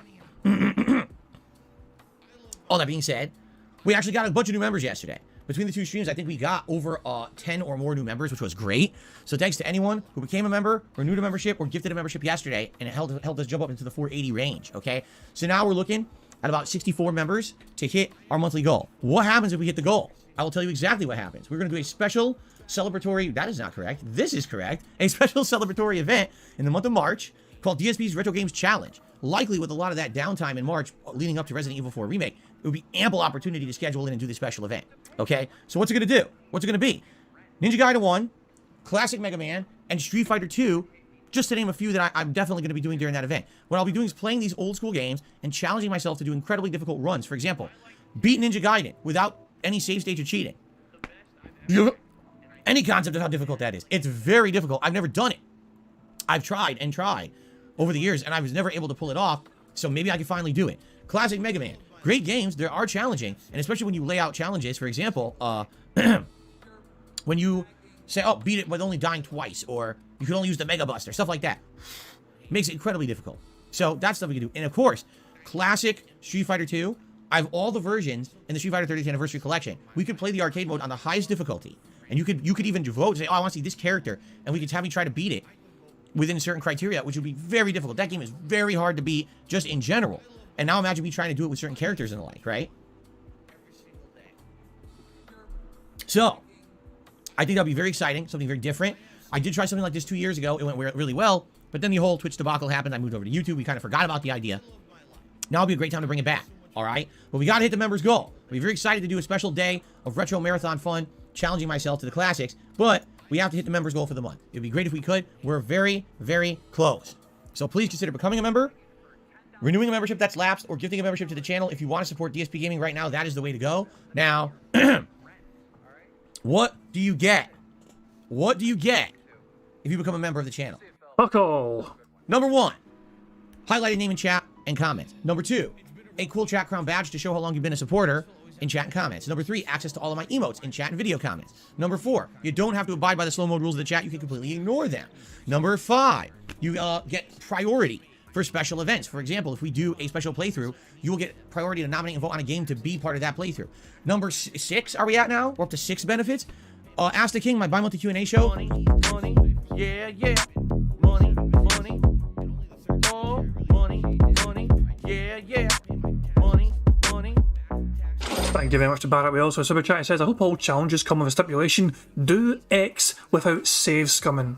Yeah, as long as the challenge is an actual genuine fucking challenge, which actually requires some degree of skill to fucking earn that challenge, I'd approve it. Look, I don't mind Phil doing well in a game and earning challenges. That's okay. I mean, if you earn that challenge, fair enough. Like, Phil won Warzone one fucking time. Congratulations, Phil. You actually won Warzone one time. It's not the most amazing thing to fucking do, but well done. You outlasted everyone else. You won one fucking time. And all that shit. So you deserve plaudits. That's what I'm saying. For that one particular little achievement, well done for fucking that.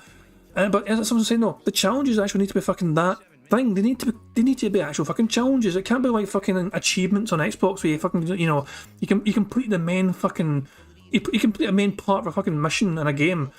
But even though you're just doing what the game wants you to fucking do, you get an achievement for it. It's like, I got an achievement for doing what I was meant to fucking do anyway. It's not a challenge, it's, I done what I was meant to fucking do. And it wasn't, I did what the game wanted me to fucking do, and if something got a fucking achievement, it's like, yes, I'm saying though, a challenge should be precisely that.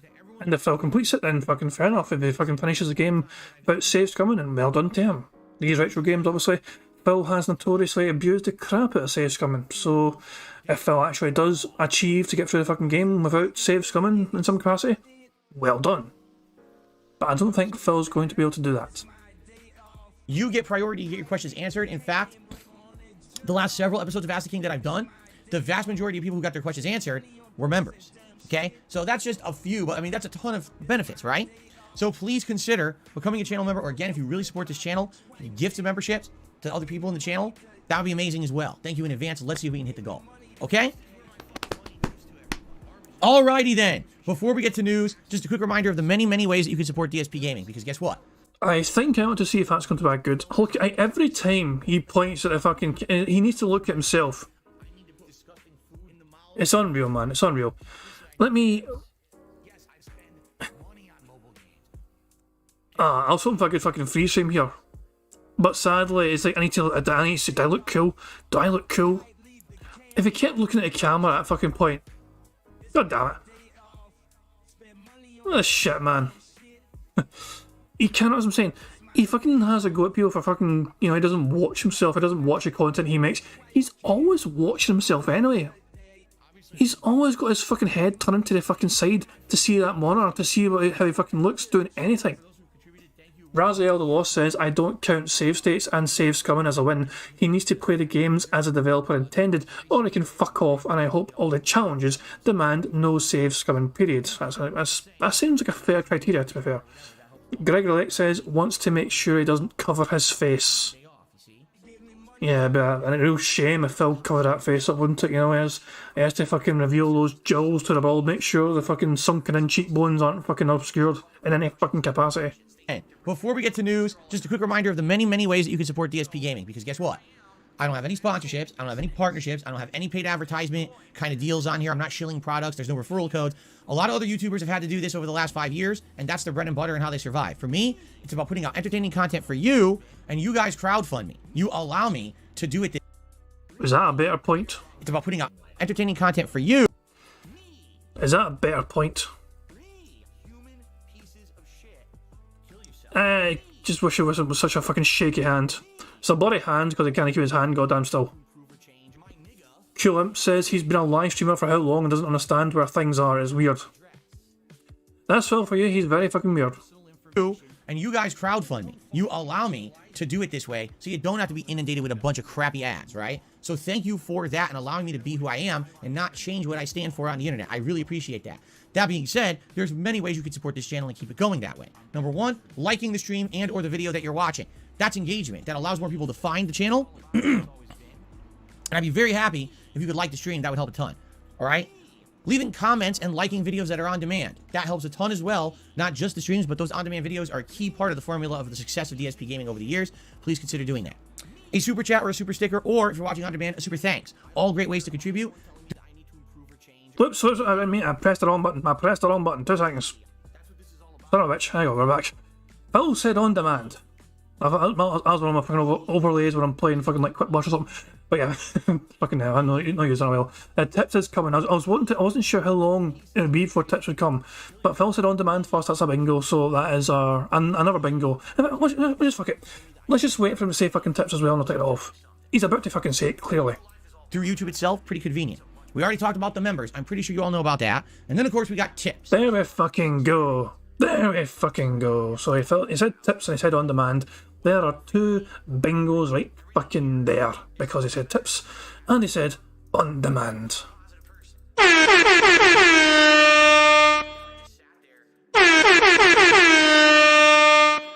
So a reminder everyone, we've already got 1 free space enabled because Phil has snorted an incredible 27 times so far today. So even though we have 4 blank white squares left on the board, we only need 3. Barrett Ells is asking, who do we have to thank for this card? Cridge. I believe it was Cridge who suggested a card. Are they still even here? Cridge. Cridge91. Suggested this number. It was the first number in chat I saw. Yes, okay. We have Cridge to thank. So shout out to Cridge for picking a good random number. Your number picking skills are legendary. You might want to consider putting on the lottery because you perhaps have a good knack for picking good numbers. I'm just saying. Now, here's something I should and then if you win the lottery, give some to me. Bring up because I haven't yet. On day. The fuck was that? Was that a snore? Now, here's something I should bring up because I haven't yet. No, I just try and breathe in. Right, so what is something that Phil has not brought up yet? When it's coming to fucking try to shill himself. What do you think this could be? Let's just fucking find out. On days, alright, where I'm going to be streaming the podcast here on DSP Gaming, and then moving over to DSP React to do React style content. This is important, so listen up. Go on. I'm going to treat that as if that's one continuous stream, and therefore, this goal right here is going to stay the same when we move over. That's an interesting revelation. So, even when he's reacting to shit for the React channel, he's still going to push the fucking sunglasses, the gunner glasses, the hat, and the fucking vest. Really? Alright, what will change is this, because obviously the different channels will have different member goals and member totals, right? That's going to change. Oh, he said member goals. Does that mean DSP Reacts is finally going to get a member goal? However, this will not. So if any tips come in on the podcast and they count towards that goal, they will carry over to the stream on DSP Reacts. What about likes, Phil? You said 100 likes gives you a fucking bubble blow. That way it's not like, oh, Phil's double dipping, he's got 2 tips goals. No, it will not. It'll carry over as if it's all one normal stream. Okay? So, for example, we have $50 of tips on this pre-stream, and I put on my Gunner glasses. Well, guess what? That carries over to DSP Reacts. Fair enough? I think that just makes sense, and it's fair. It would be kind of stupid to do a podcast for an hour and a half and then immediately say, okay, so that's the end of those goals. Let's reset them all. Like, that's stupid. We're not doing that. Okay? So there you go. I just wanted to mention that. So 4 tips, now that we're mentioning it. 3 goals, $50, $100, $150. If we raise $50, I put on Gunner glasses at 100. You guys get to vote on a silly hat for me to wear for the stream. And at 150, you get to vote on a silly vest for me to wear for the stream. All right? We currently have some new and interesting vests, like the Pokemon vest, the Marty McFly vest, different vests there. Okay? There you go.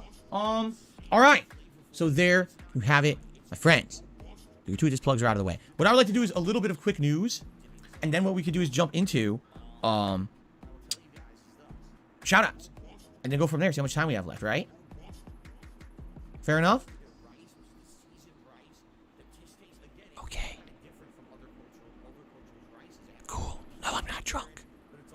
Someone said it's Phil drunk. Why would you ask me if I'm drunk? Because you fucking look, act, and smell drunk. It's like we can fucking smell you through the goddamn computer screen, for fuck's sake. You ever fucking see a picture of somebody, and it's like you can fucking smell them? That is the fucking impression I get when I fucking see Phil right now. It's like some sort of disgusting fucking hobo or some pish man. Some drunken ass hobo.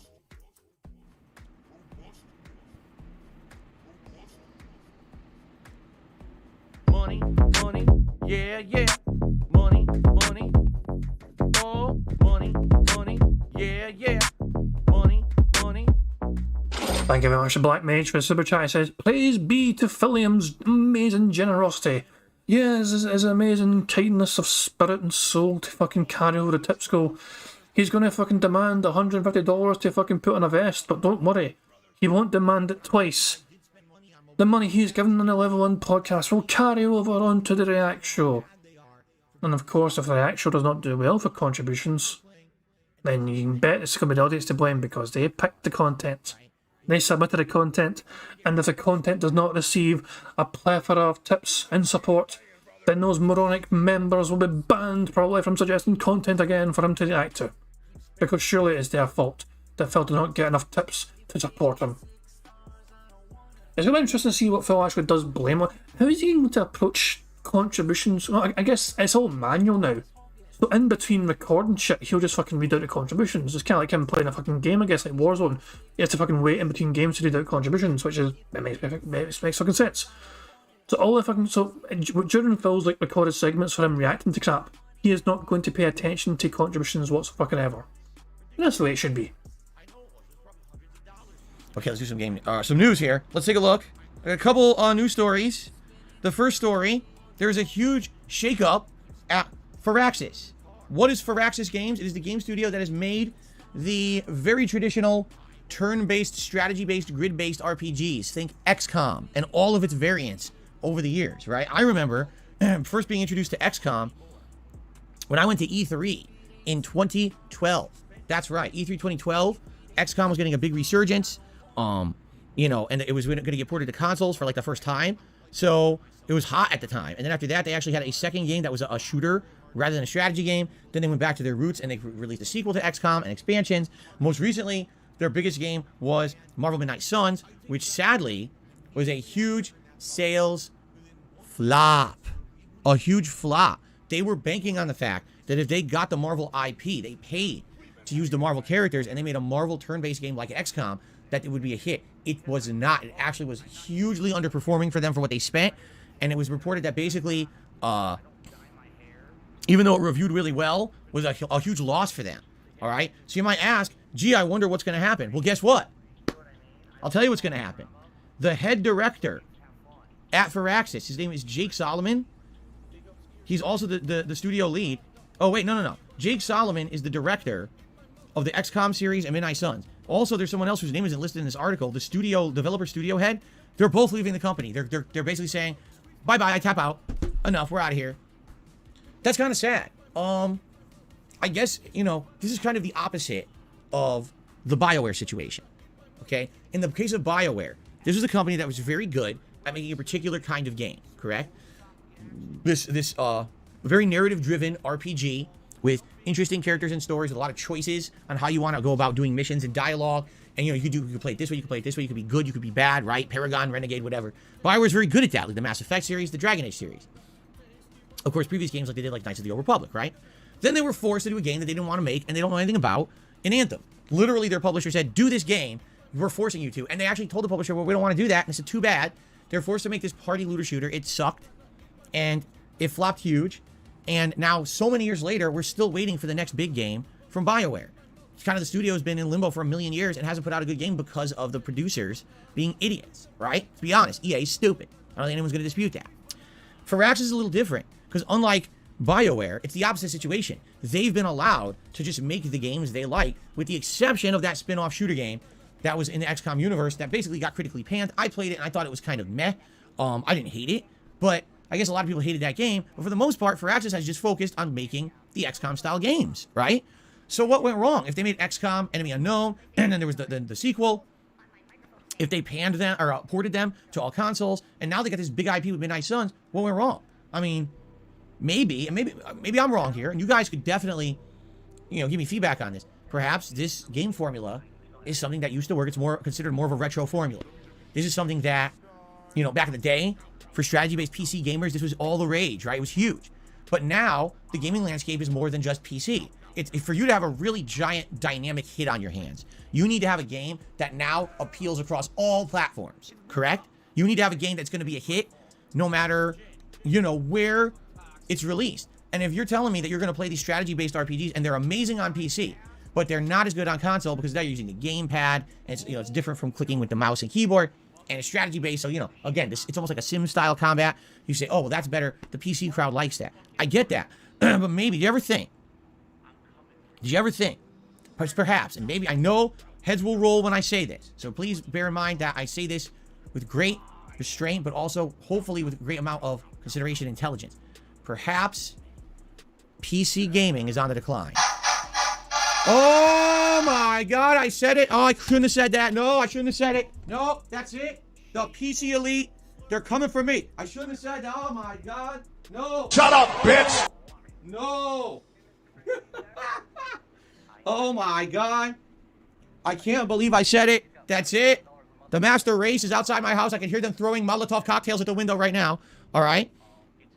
Okay, listen. Just please bear with me for a second. All right. You got to bear with me for a second. Just listen, and maybe before you lynch me, you'll give me a chance to hear me out, okay? I used to be a PC gamer. I used to build PCs, all right? This was in the early 2000s to mid-2000s. I loved it. Why? Because you could play games that blew away anything that was on consoles. The graphics were absolutely outstanding. Full 60 frames per second, amazing levels of control with mouse and keyboard. Games like Unreal Tournament, Quake 3 Arena, I could go on and on. Games like Deus Ex. They just were so amazing back then. You could do things on PC that you could not do on console, and it was groundbreaking stuff. And it was hilarious because that was the era. That was the era when Halo and Halo 2 were huge, absolutely huge on the original Xbox console. And all my friends were telling me, Phil, have you played Halo yet? And I was like, what are you talking about? Halo? Yeah, you got to get an Xbox. You got to play Halo. All right. And I'm like, seriously? Why would I play Halo? Do you know what I'm playing? Have you seen it? And I actually had a friend who was a console gamer. And I had him come over to my house, and I had 2 networked gaming PCs. All right? One in each upstairs room in my parents' house. And we sat there, and we played for 4 straight hours. We played Unreal Tournament. He was so blown away. He was like, I don't want to play Halo anymore. So I just want to play this, but he couldn't afford a gaming PC. So he went home and he played Halo, and he was upset. Because Halo's slow-paced, the graphics are terrible, low frame rate, sluggish controls. Essentially, it was, okay, it's competitive FPS for what you can handle on an Xbox at the time. PC gaming was just so next level. It was. But what we've seen over the years is a steady decline in the ability of PCs to outperform consoles. What we're seeing is the consoles get more and more powerful, and the PCs remain more powerful, but the gap is used to be the gap was like this. Now the gap is probably like this. And it also depends on your PC. Some PCs probably real close to PS5 or Xbox Series X performance, while others probably are way out here, okay? Now, the difference here is that back then, in the back of the day, the game developers were developing directly just for PC. Unreal Tournament didn't run on console. That was the second-hand thought that we'll port that later, right?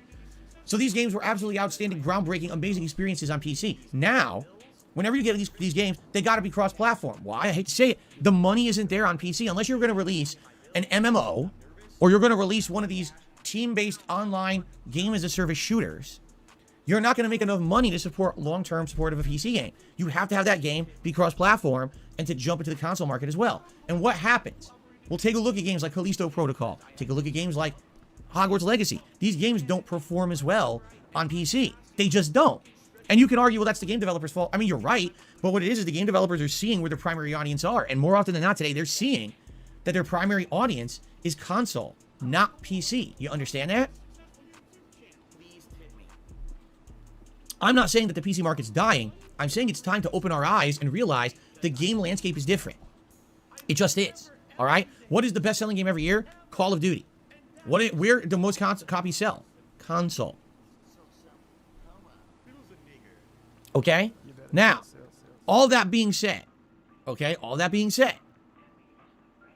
look at Firaxis. This is a game company that makes a game franchise, XCOM. I'll tell you what, he is shilling the crap out of that being said today. I do wish Phil would mention Bingo sometimes, because that being said, I'm getting so many goddamn plugs. No wonder they're popping off right now, man. Shout out to that being said. But yeah, he's saying it non-fucking stop. This has got very random, off, kind of, these kind of games that Phil says is the death of PC gaming. You know, these kind of games like XCOM or whatever, even games that are basically kind of like, turn-based kind of RPGs. Would these not potentially work quite well in VR? Because obviously that's the kind of game where you don't actually fucking have to always constantly moving, but if you're in a VR environment, it might be better. I'm just kind of I don't know, maybe that's a dumb idea, I don't know, but is it a possibility where that game could do well in a VR environment? So, because the gameplay is somewhat kind of, no, limited is the wrong word, you know what I mean? But it's not like just fucking non-stop action where you can fucking roam anywhere or whatever, you know what I mean? It's like these kind of things where it's like pointing, it's like you're trying to fucking, say, work out the best fucking method to get through the fucking game, but if it's in a VR environment, it could enhance the experience, I don't know. Clyde Dale says, can we tick off what the fuck are you talking about? Like, I know what you mean, but holy shit, yeah.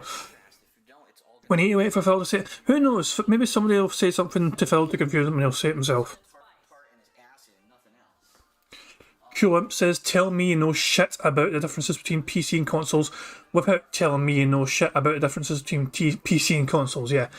Phil has not touched PC gaming in many a fucking decade. You know, it was like, it wasn't even 2010 when Phil touched PC gaming properly, or looked into fucking building PCs or shit. That was fucking, you're talking about fucking Street Fighter days, or even before then. You're talking about a time when Phil had friends. This is probably before he was actually competing in Street Fighter. Oh, he did say what are you talking about at the start of the Halo segment. Good shout, I missed that. I'm taking that then, and that's a triple bingo. We are 2 away from a full house because we have a free space, so I'm glad someone spotted that. I'm sorry for missing that. So yeah, that's a triple bingo.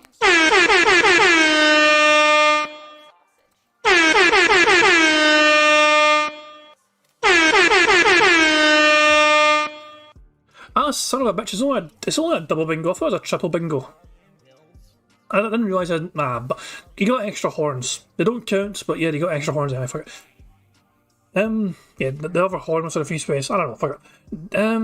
Raziel the Lost says a lot of games have been already made simplistic, in simplistic form by random people for VR. Example, Among Us VR recently came out and cost money. A random person made it a few couple of years ago in VR. That's interesting, I know. It's just one of those things. No, I do like the concept of VR. I think there's definitely a possibility, and I think there's definitely a place for VR gaming. But it's just also implementing it right. You know what I mean? It's like, who doesn't love the idea of fucking like just putting on some sort of headset and being transported into some sort of crazy fucking world where you can do fucking anything? That idea, that concept is a pretty cool fucking thing. But it's just also trying to implement it and make it actually work and make it be immersive and make it be enjoyable. And it's just that fucking final step that's, missing. You know, it's like, how would you fucking achieve it? It's just, yeah. But yeah, it's definitely, there's possibilities there. Ozquee's asking, has Phil been racist yet? I don't actually think he's been racist yet. Although it's still early on. Primarily played on PC. Okay? Primarily played. It's a great game on PC. But I tried playing XCOM on console, and it didn't feel great. To have it using it with a gamepad as opposed to mouse and keyboard, okay? It doesn't have a giant fan base on console, all right? And your games are doing well only on one platform, but you only make one type of game. How are you going to survive in the modern gaming landscape? And so when you get a game like Midnight Suns, it's like everything was against this game, all right? First of all, you released it in the absolute busiest time of the year between games like Call of Duty and God of War. What were you thinking? What on earth were you thinking? You thought that your XCOM knockoff game with Marvel characters was going to sell amongst the biggest, most hype releases of the year. That was just a boneheaded move. There was no excuse. That was a terrible, move by whoever made that decision. Because who knows? You don't know if it was actually Firaxis or someone else who finances the game who makes those decisions. But that was one of the worst release timings I think they could have possibly done for this style of game. All right? That's number one. Number two, all right? It's just XCOM. Again, and people are like, okay, it's a little different because we're watered down, XCOM, more casual. That's fine. So what? It's XCOM. Again, you have an established market for that style of game. It's a PC market. It's primarily PC gamers. There aren't droves of console gamers buying XCOM games. So when you release this game, even if you license Marvel, you're still basically just making a variation of what you're good at for the same market. You see? Take a look at BioWare. They crossed over. They were making PC games, Knights of the Old Republic, etc. But those games were ported, and now they've crossed over. When they sell a game, BioWare, Mass Effect, Dragon Age, it sells everywhere in droves. XCOM games do not. So for Firaxis, looking at what they're doing, all right, basically set themselves up for failure. They put all their eggs in the one basket, and the basket filled to the top with financing and everything for this Marvel game. It releases, it completely tanks. No one buys it or plays it. All the reviewers said it was great. I believe them. I liked XCOM Enemy Unknown many years ago. I thought it was an outstanding game, but it appeals to a certain audience. Even me, like, I liked the game, and this is over 10 years ago that I played XCOM Enemy Unknown. I couldn't even do a full playthrough of it because my audience got bored. My audience said, this is not a streaming game because unless you're an expert at it, you're going to hit a wall. Money, yeah, yeah. Money, money. Oh, money, money, yeah, yeah. Money, money.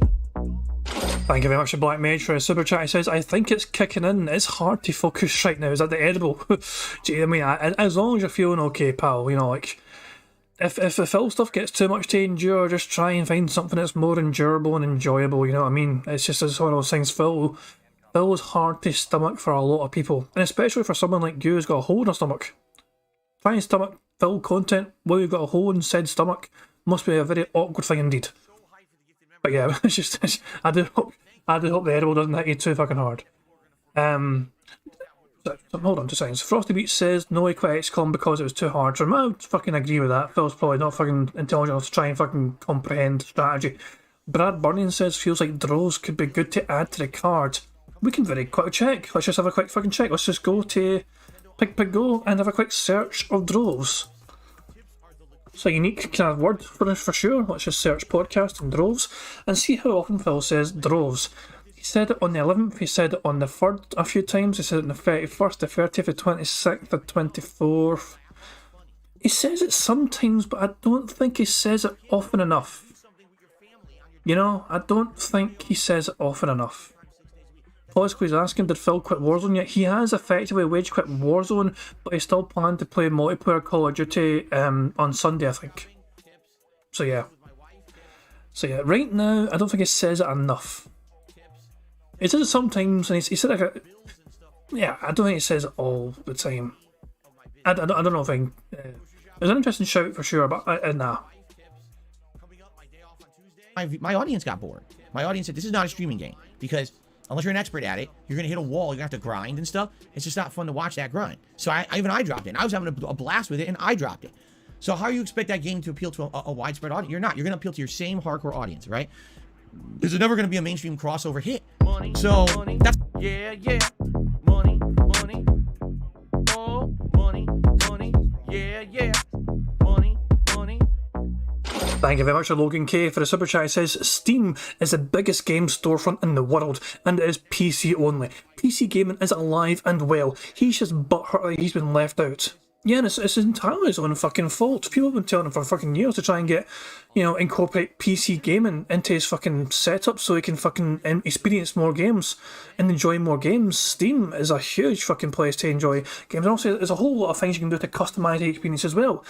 So I'm saying, can you imagine if Phil played Minecraft on PC instead of console, and the amount of because that game is incredibly customizable. Imagine the sort of fucking shit you could have fucking, fleeced from the Deadheads playing fucking PC Minecraft. The amount of fucking mods and all that shit and different maps and all that stuff. It's just, yeah, that's a missed opportunity for Phil to fucking capitalise on that sort of situation. I mean, look at me, I play GTA 5 sometimes, and I use the Chaos mod. I actually might do that tomorrow if I got time. I don't know. I'll see how tomorrow goes, but I might do it during the day tomorrow, so I will see. But GTA 5 Chaos mod, you can't do that in console. You cannot fucking have the Chaos mod in console. But that game, that fucking mod makes the game fucking mental. I'll tell you that fucking now. And it really changes the experience of the fucking game and all that shit. PC gaming opens up so many different options for people to enhance their gaming experience and customise it in a certain specific way to cater to them. Whereas with console gaming, you are limited with exactly pretty much what the fucking developer gives you. There is a complete lack of ability to try and get creative with console gaming because you're stuck with what they give you essentially. I don't know. Posky's asking me to get the AI Joe Rogan Minecraft video. I don't know. Was that a skit on that being said? I don't know. Clydale says, I don't know how long you've been gaming, but the only time PC gaming was only ever close to dead was those pre-Steam years. Yeah, PC gaming's never... PC gaming's always going to be a fucking thing. Most people have a fucking PC, and most people, will have some sort of game on there, I think. Yeah, Bill Braska says he only likes consoles because it's set and forget. Yeah, pretty much, Phil doesn't have to mess about with settings and all that shit and resolutions and anti-aliasing and all that crap. He just lets the fucking console determine all for it, and that's it. The console decides. Dakota says that he doesn't care enough about games to want to improve his experience. That's a good fucking shout. And Barrett Wells says Ket wouldn't be playing Skyrim for the 25th time if it wasn't for the PC modern community. Another excellent fucking point. Same hardcore audience, right? Is it never going to be a mainstream crossover hit? So that's the problem here, all right? That is. And again, it's hilarious because we've got people who are offended in my chat. Oh my God, what a bad thing. Why do you not face facts? Why do we keep pretending like this is the golden age of PC gaming and that everything does better on PC? It's not the case anymore. Literally, no exaggeration. The vast majority of games on PC that are cross-platform run like shit on PC now. It takes them weeks to months to get patched to even run well. So how can you even make the argument? This PC argument doesn't make any sense in 2023. It doesn't, okay? It's just... But people are just so... Anytime that you say this about PC gaming, people get so upset. They're so upset. It's absolutely ridiculous. Anyway, whatever. I'm just, I shake my head. Whatever, man. You believe what you want to believe. You live in your bubble. So what it is people live in a bubble of like, PC is the greatest and we are always the greatest. We will always be the greatest and ignore... Shut the fuck about living in a fucking bubble. You fucking demand your audience don't fucking go to detractor fucking channels and fucking listen to the things that we fucking say about you. You demand your audience don't fucking listen to us mentally ill evil detractors because we're fucking speaking all these fucking facts and evidence about you fucking spending money in WWE champions. Don't you fucking dare fucking tell anyone else you're fucking living in a bubble where you fucking exist in a fucking snort fort and are afraid to leave home 6 days of the god. Every fucking day he fucking spends isolated from fucking society. He has to go out once a fucking week. He hates going out once a fucking week, but he still has to fucking do it. And he's fucking terrified of someone seeing him, recognising him, pointing at him, laughing at him, going, there's the guy that fucking jerked off our stream. There's the guy that spent over $100,000 fucking dollars in WWE champions. There's the fucking guy that went bankrupt. There's the guy that has to beg all the fucking time. He is terrified of being recognised and being acknowledged in public by real fucking people. And it's gone to the fucking point where he has no fucking idea and concept of how to actually fucking deal with real people these days. The only time he has to fucking try and interact with real people is when he's fucking doing his goddamn fucking podcast. And it's clear this fucking social isolation is really getting to him. He is really fucking losing his fucking sense of reason. And it's just nonsensical rambling. Yeah, I feel so fucking sorry sometimes for Kat, thinking she's got to endure this fucking idiot all fucking day, every fucking day. But then I remember she's actually fucking a part of the grift. You know what I mean? The sympathy disappears very fucking fast. Put it that way. Frosty Beats is saying, what the actual fuck is he talking about? He brings up 2 recent examples of poorly optimised games, and suddenly every game is poorly optimised on PC. Yeah, he doesn't have a fucking clue what he's talking about. It goes both ways. How many times in the past where fucking console games didn't run too well because it actually fucking wasn't good enough? It wasn't actually made good enough to keep up with that console. Like, to some games that fucking struggle to get 30 frames. Grand Theft Auto 5 originally did not fucking run too well on console. On Xbox 360. Remember, the game originally came out on Xbox 360 and the PlayStation 4, didn't it? No, it wasn't Xbox 360, was it? After it came, no, it was PlayStation 4 and Xbox. What was it? Was it Xbox One? It was Xbox One and PlayStation 4, wasn't it? Those were the two. Oh, was it PlayStation? Yes, I'm saying PlayStation 3. I keep forgetting there's 3 different fucking generations of console that one game has been out on. So yeah, there's an effect on GTA 5 Chaos mod, okay, for the PC, and it's called console experience, and that fucking reduces the frames massively to like 20 to 25, and it really shows. That's what I'm saying, some console games were not fucking optimised very well for a console audience, and it runs like shit sometimes. Because the graphics are too fucking intensive, or the map's too fucking big, or there's too much fucking data, then for that console can barely fucking run the goddamn game, but still, they promised they would release that fucking console, so they fucking done it anyway. Yeah, GTA 5 came out on PS3 and Xbox 360. It's so weird to me that the PlayStation 2 had 3 generations of Grand Theft Auto, and yet you've got one Grand Theft Auto game which has gone through 3 different consoles. 3 different generations of console. That just blows my goddamn mind, it really does. That's just as an off-topic fucking tangent, no, but yeah. Yeah, it says screenshot material. Or all outside factors. Yeah, nah, I don't know. It's just him fucking T-posing the whole goddamn time. PC is good. You know what's really gonna godsmack PC gamers? When they realize, get this, hold on, everyone. I'm sorry, but you fucking said godsmacking. Phil has no absolute concept of the word gobsmacked. He says godsmacked instead of gobsmacked. For the love of gob. For the love of gob. I just... One more time. Listen to it again. PC is good. You know what's really gonna godsmack PC gamers? When they realize, get this, hold on, everyone, brace yourselves. Are you ready?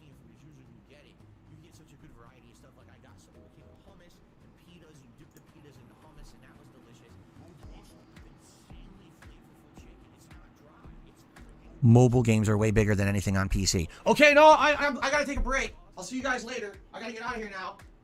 I'm out of here. Dodge the bullets.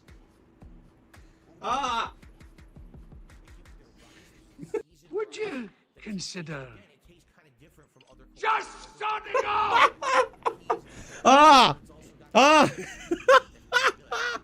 Okay, anyway. Oh, shit. I clicked the wrong thing. Anyway. But again, don't approach these people with, like, factual arguments because, again, it's this weird PC bubble where people don't want to hear the truth that PC gaming is not what it used to be. You can't really say it's on a big decline. I don't believe that. I just know it's not what it is. And again, why is Firaxis failing? Why did Marvel Midnight Suns fail? And now why are the studio heads leaving? Because they see the writing on the friggin' wall, man. People who are in prominence don't leave the studio. They see what's going on. We gotta get the fuck out of here. All right? Anyway.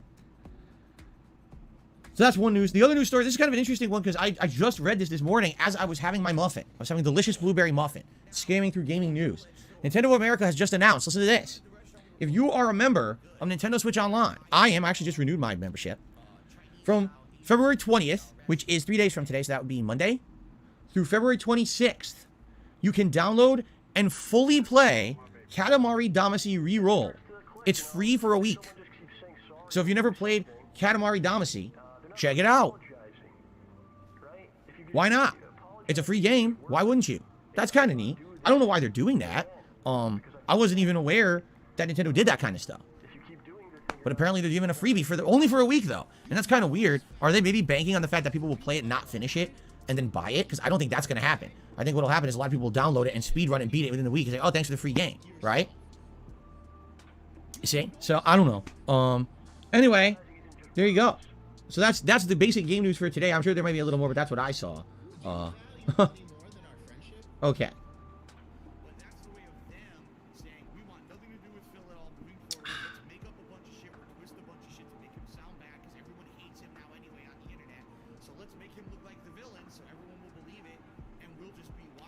Anyway, okay.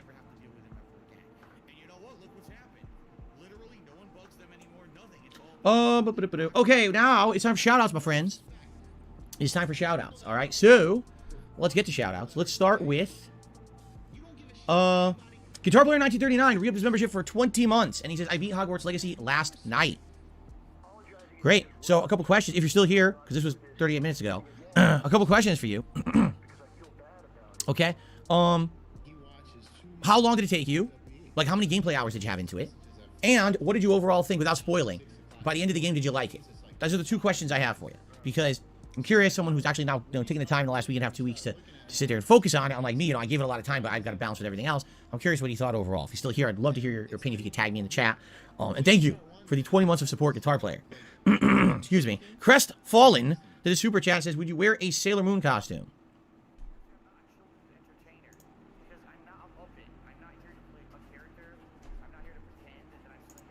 No, I would not. That would be embarrassing, because Lord knows I don't do anything embarrassing. I think he's about to read a super chat which might trigger him, because I saw it pop up earlier on and it was not deleted as far as I know. The person asked him, like, have you become what you hate? It's a very interesting fucking super chat. And instantly you kind of think straight away, is that some sort of troll? But no, Phil is literally is now doing things he's claimed he never would fucking do. Brian Arts is asking, is that DSP doing the visual effect or is it me? No, it's all DSP. So, alright, he has these fucking two little fucking zoom in close-ups that he does himself. A Sailor Moon costume. This is all him. See, he leans over to his fucking setup, his OBS thing, so he can see what to pick, and he picks it, and he clicks it, and it operates. So yeah, it's all him. So that is all Phil doing that. No, I would not. That would be embarrassing, because Lord knows I don't do anything embarrassing. Trace Max did a super chat, and he said, "Have you become the person that you hate?" It's a genuine fucking question. He fucking swore he'd never do React content. He thought it was bottom of a fucking barrel. He fucking shat over that concept. And now he's got a brand new React channel and all that shit. He's trying to fucking shill desperately. He swore that he didn't. It's like, as long as one person fucking enjoys what I'm doing, I'll fucking make content for you guys. This is DSP at a panel back in like early 2010 or whatever, early 2010s anyway. And he's like, as long as one person enjoys what I'm doing, that makes it worth it. But yeah, it's bizarre how. I think it's a genuinely good question. Would 2010 DSP want to kick the shit out of current day DSP out of fucking, anger and fury that what it becomes, essentially? Hawkshover thinks this is a potential thumbnail. I could see that, yeah. I could try and crop this out and make it thumbnailable. If that's even a term, thumbnailable. Okay, let me just have a wee quick test of this. Hold on. I do have the thing up here. I can't believe it cut out some of his fucking face because his big ass hand. This should work okay. That worked pretty well. Yeah, there you go. There's a potential thumbnail right fucking there. Well, dreaming of money and WWE champions. Anyway, how's he going to? He's going to basically just say no again. Become the person that I hate. Become the person that I hate. I'm gonna go with no. I've not become the person that I hate. I'm living my best life. I am the ultimate Phil. I am, what would they call it? Oh my fucking god. Oh my fucking, the ultimate Phil. Oh my fucking god. Hold the fuck on. Hold the fuck on. Two seconds. I just... Oh my fucking god. Sorry, I had to change it. The ultimate Phil. Money, yeah. Money, oh, money, yeah. Money. Thank you very much to Black Mage for super chat. He says, how has it only been 15 minutes? God is dead. Stay strong, Black Mage. We'll try and persevere and get through it together. We're all in this together, trying to get through this fucking shit. Look on the bright side. You have a chance to win money if you get a full house. But one more time, the ultimate Phil. The ultimate shill Phil. Ooh. I've not become the person that I hate. I am actually, I'm living my best life. I am the ultimate Phil. I am, what would they call it? I am the penultimate, not penultimate, that means next to last. I am the biggest, the final form. I don't know if I'm in my final form yet. All right? We're at least like SSSJJJJJJJ, SSJJJJJJ, 17 or 18. But we're not quite in the final form yet. We may be getting there in a few more years, but not yet. We're getting there. A couple more S's and J's thrown on there. Okay? All right. Thank you for that. Gray did a super chat. Why is Rich so obsessed with you? Why is Rich so obsessed with me? Why would Rich be so obsessed with me? Well, I could speculate. There's many reasons why Rich would be obsessed with me, but they're all speculation. You don't know what's in the guy's head. You could say, perhaps he's just fascinated. He just finds me, the stuff that happens. And honestly, do you think he's more fascinated with me, or do you think he's more fascinated with the detractor shit around me? That would actually be the real question. Because if you just watch my content, it's pretty tame. Like, what's going on here today that's so interesting on this podcast? Oh, nothing actually interesting is happening, Phil. Bill Brasky is begging me. This is insufferable. Please stop. Guys, if I stop now, I'm denying there's a possibility of winning a full house. Bill Brasky just wants me to call quits on the fucking on the bingo and just be done with it. It's just, I mean, nah, guys, we need to fucking see this through. We need to stay strong.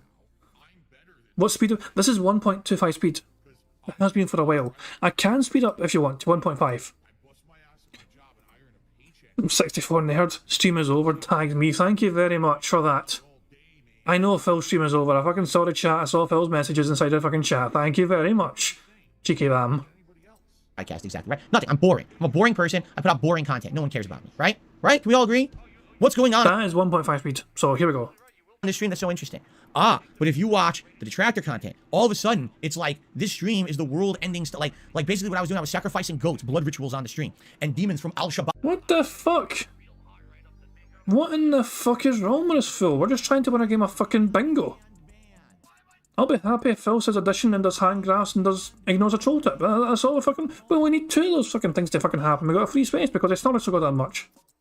Were coming out of the floor of my office, and I was literally roasting babies. You know, like babies. There were babies in my office, and I was like, you know, eating them alive, live on stream. You know, that's what they would say. Of course, they don't exactly say that, but they say things that are equivalent to that because this is what they do. So it's interesting the dichotomy between the reality of what happens on DSP Gaming and I guess now on DSP Reacts versus what these people, you know, would say about me. So maybe there's just that is fascinating. I don't know. I mean, all I can do is speculate. What could all the possibilities be? Jealousy? Well, what would he be jealous of? He certainly is way more popular than me. He makes more money than me. It's true, but he also spends his time taking his shirt off, sucking cucumbers, kissing cocks, and having to do, you know, ad placements and shit, when all I do is I sit here and have fun all day. Like, I literally sit here in my office having fun all day with you guys, and I get paid to do it. Doesn't seem like that's what he does it? I'm pretty sure, you know, doing that stuff isn't the most entertaining thing to him. But he's got to do it to make a living. Maybe that's what it is. Some people have said that he's just obsessed with me for other various reasons, you know. Some people say, oh, because he lost his hair. Who cares about that? That would be really weird. Oh, I'm jealous of Phil because he still has some hair. No, I don't think that's it. That's stupid. That's, you know, that whole physical thing is always a cop-out. At least for me, too. Like, dudes, I don't think dudes give a shit. I really don't think dudes care about other dudes and how they look. I don't care because, oh, look how cute this guy is. I don't care what you say or who cares about men's looks, right? Money, money, oh, money, money, yeah, money, money. Thank you very much to Hip for subscribing to the channel. Much appreciated. I think it's Hype, H-Y-P, Hype. It feels like it's wrong to say Hype because there's no E at the end, so Pip. Money, money, yeah, money, money, oh, money, money, yeah, money, money. Thank you very much to Barrett Wells for super chat. It says he needs to talk in extremes to make himself look less bad. He needs to make himself sound like a supervillain so he doesn't look like a human piece of shit. He's always going to fucking extremes, Phil. He really is. You guys would think this is a better thumbnail. Hold on, we can test it. We can test it. So let me just crop out. Hold on, so that's my snipping tool to crop out, okay?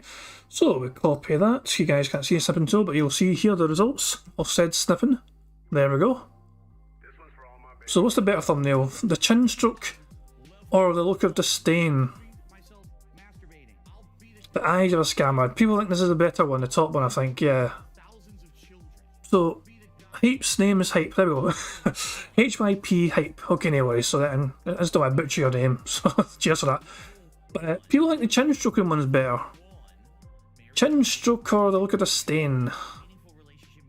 I guess I could do a wee quick poll. I guess I'll just start a wee very quick poll. And I'll just be very fucking fast about this. So we got the chin stroke and then we have like the look. There you go. Chin stroke or look. Fuck it. There's a poll. So there you go. Chin stroke or the look. That's the best way I could fucking explain both thumbnails. You guys can determine the next fucking thumbnail. You guys pick your favourite potential thumbnail between these two fucking faces here. The chin stroke or the look. And we'll just crack on my bingo and we'll see who wins at the end of the fucking bingo. I don't care because oh look how cute this guy is. I don't care what you say or who cares about men's looks, right? I never did. I don't care about my own looks. I don't think men care about other men's looks. At least from my perspective, I think that's nonsense. That's just I don't know. I mean, in reality, what it seems to be is that every time that he brings me up, he makes money, right? For some reason, his audience is fixated on me. So if he brings me up and his audience gets a rise and he makes money on it, then keep doing it, right? It's one of his formulas for success. If it's a slow day and Rich has nothing going on, he needs to bring up Dark Side Phil in a negative way, and then he gets a big boost in attention and income. It's cause and effect. But it's also, what is the end result is that somehow it negatively affects me and he doesn't care. So he's the one who he benefits by riding the coattails of others and hurting others and doesn't care. Right? So if that's the kind of content creator you want to like and support, then go right ahead and watch him. But for me, I'm not going to be doing that shit. That, again, this is just speculation. There's no way I could answer because no one could be in the mind of Rich but Rich. And unless he answers that question outright truthfully, you'll never really know the answer. But now I'll give you my answer, all right? Because Rich is an asshole. Clip that. Okay, let's continue. 672 did a super chat said PC is dying. Well said. No, I didn't say PC is dying. I never said that. I think PC used to be a dominant thing, and it's just not as dominant anymore. Again, these game companies are realizing you must develop cross-platform if you want to bank. Why else would we not see an overabundance of PC-only games? We don't anymore. There used to be very prominent. PC only. Now, you see so many PC games, if they're going to be a giant blockbuster hit, they must be cross-platform. Name one game in 2022 that was a Game of the Year winner or contender that wasn't cross-platform. Vampire Survivors. No, that was cross-platform too. You might not realize it. They were all cross-platform. Every one. There's no more PC-exclusive dynamos. They don't exist. People have this weird misconception because they live in a bubble. You gotta get out of your bubble. I used to live in a bubble. I used to live in the Street Fighter bubble. I didn't care about nothing else, and I just believed that everything about Street Fighter was the best, and it was above criticism, and I was an idiot. You gotta get out of those bubbles. Okay. Anyway, so that's the YouTube side of stuff. Let's slide on over to the tip side of things. We start off today with a $30 tip. Now, admittedly, this tip came in overnight. And I'm going to read it out so you guys know what this is and where it came from. A $30 tip from Game Trekker. All right, let's read this out. That fucking weirdo. What's he This is said? what Game Trekker has to say today. I don't think he's here today. I think he was here overnight. So he tipped overnight and he wanted to count towards today. Here we go. I'm looking forward to watching the second episode of your new show later today. Technically, this is actually the first episode of DSP versus the Internet. That show last weekend was the pilot test episode to give you an example, the dry run of what it would be, but that was not actually the first official episode. Today is, because today we actually had a chance for everyone to submit their videos. I actually have a playlist of videos set up and ready to watch so that we can all watch them end to end with no interruption. You know what I'm saying? Like, the last time was just on the fly trying to piece it together and make it work. Today I'm going to have the chat in working order. We're going to have moderators working. We're going to have the Nightbot working. The pop-ups will be activated and working. The stuff will be ready to go. You see what I'm saying? Very different. Last week was kind of rough. Oh, no ads on the videos this time. Like last time there was, you see. We're going to have all that fixed up. So this is officially the first episode today. All right? Okay. Now, continuing on. I cannot be there live. Here is some extra support. Also, by the way, hopefully I got my submission in time because I jumped into the ultra level membership, but I only posted my video a couple hours ago. I did get it. Absolutely, I got it. And we will watch it today because it's ultra. Ultra members over on DSP Reacts, that's the highest level of membership, are guaranteed to have their clip watched during the weekly clip show. So just think about this. I do one clip show a week. You become an ultra member, you're guaranteed to get 4 of your videos watched a month. It's pretty good value for $20. It's $20 for the ultra membership over there. Okay? Okay. Continuing on. Wasn't until just now that I actually realized or noticed your community post said, I'm making the list of vids tonight. My video is very short. If it wasn't in time, maybe you could still check it anyway. It's all right. We're good. I got it added. If there's any reason it's not feasible, let me know. Nope, we're all good. And he says, I will not try to post up last minute for your future episode. Sounds good. Thank you so much to Game Trekker. That is much appreciated, Game Trekker. Thank you. And, itchy. Thank you for that very generous tip to start off today. Hold on one second. Oops.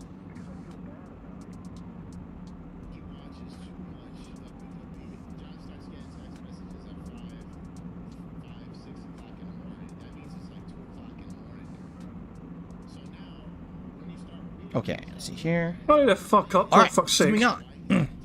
We've got a $2 tip from Anonymous Tipper. If you would ever do another Elden Ring run, what type of build would you go with? As I've already said, I would want to go with a magic run because in my first Elden Ring run, I didn't really use magic at all, right? Like, pretty much never. I did focus on using some of the magical abilities of the weapons that I had, but I never really used magic at all. And everyone was saying that if you actually go with magic, the game is dramatically different, and if you do the right build, basically magic is like way overpowered in the game. So I think I would definitely want to check that out, okay? So, yeah, definitely go with the magic build. Let's see, Lady Charisma's tipped me $2. Says, so I'm getting ready for WWE 2K23, testing out some tires. What style or look would you prefer? A Macho Man style tire or HBK style where you have the tights over the hearts? It says DXP Gaming. Oh my god. Man, I mean, they're both cool. Both of those sound cool. That's a tough decision. You know, Macho Man was so cool when I was growing up. He was actually my dad's favorite wrestler. And, you know, I was a fan of his all the way through until he basically jumped shit to WCW. And I never saw him ever again. Like, literally, never saw him wrestle ever again because I didn't watch WCW. You know, HBK, I watched him during the era of the what do they call it?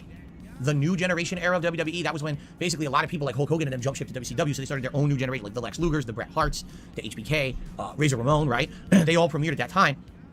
And then I basically stopped watching WWE for a very long time. It was called WWF back then. And then I came back during the early 2000s, and then I watched basically HBK's second run when he came back, and everyone was amazed because, you know, he had a broken neck or whatever, and he came back and was able to still wrestle, and it was kind of a miracle. Man, I don't know. I would say go with your gut. Do what you think is best. I think they both sound cool, and thank you for that. So thank you, Lady Charisma, for the tip. I received a $5 tip from Gamer Guy. It's a shame Midnight Suns was very enjoyable for me. And you know, Gamer Guy, you're not the only person. Many people have said to me, Midnight Suns was a superb game. It was basically taking the formula from XCOM and making it even more accessible, so it wasn't as, say, maybe long-form grindy or or maybe even repetitive or boring. It was more interesting. And adding the Marvel characters really, you know, add some flair to it. They released Deadpool last month as DLC. Venom's being released next week. I'll definitely be playing through New Game Plus. I know you enjoy it, Phil. I don't think it failed financially because it's a bad game. I think it failed because it got so little marketing. No, I didn't say it was a bad game. Absolutely not. Like I said, I think basically that style of game does not appeal to console gamers. I'm sorry. I just don't think it does. I tried a decade ago. I tried to play XCOM Enemy Unknown for my console. You know what? That was the height of my popularity. 2012 was the height of my popularity. And I tried to introduce my audience to XCOM, and the playthrough failed. People just couldn't stick with it. The attention span wasn't there. Mine was. The viewership wasn't. I don't think it's the kind of game that appeals to a widespread mainstream audience or a console audience. I think for PC gamers, yes. But that I just love how it failed for Phil's audience, so it was the game's fault. This is the thing. Phil always blames the game when it does not do fucking well for him. Warzone, for example, is it Phil's fucking boring-ass gameplay where he fucking hibernates in that fucking bathroom for most of the fucking, you know, the fucking round? No. The game got updated and it's not fucking good anymore because it's so try hard, so I'm not going to play anymore. The game's fault. It's the game's fault that I don't fucking like it. Fuck off. Phil cannot take responsibility for nobody liking his shit. It's never his fucking fault. It's always either the fucking game's fault or it's the audience's fault for fucking picking the game or something else. It's never Phil's fault. It never ever will be his fucking fault. To him, he is the most amazing, meaningful, robust content creator out there, and he can make gold dust out of anything unless the game fucking is shite.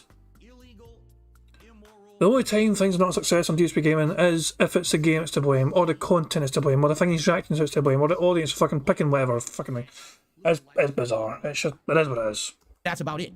And that's the problem. PC gamers alone can't really support massive blockbuster hits anymore. These companies are looking for cross-platform success. That game, Midnight Suns, was ported to all the consoles and sold poorly. It's a problem, man. All right, Snowcrawl is here. It's Timmy $1. He says,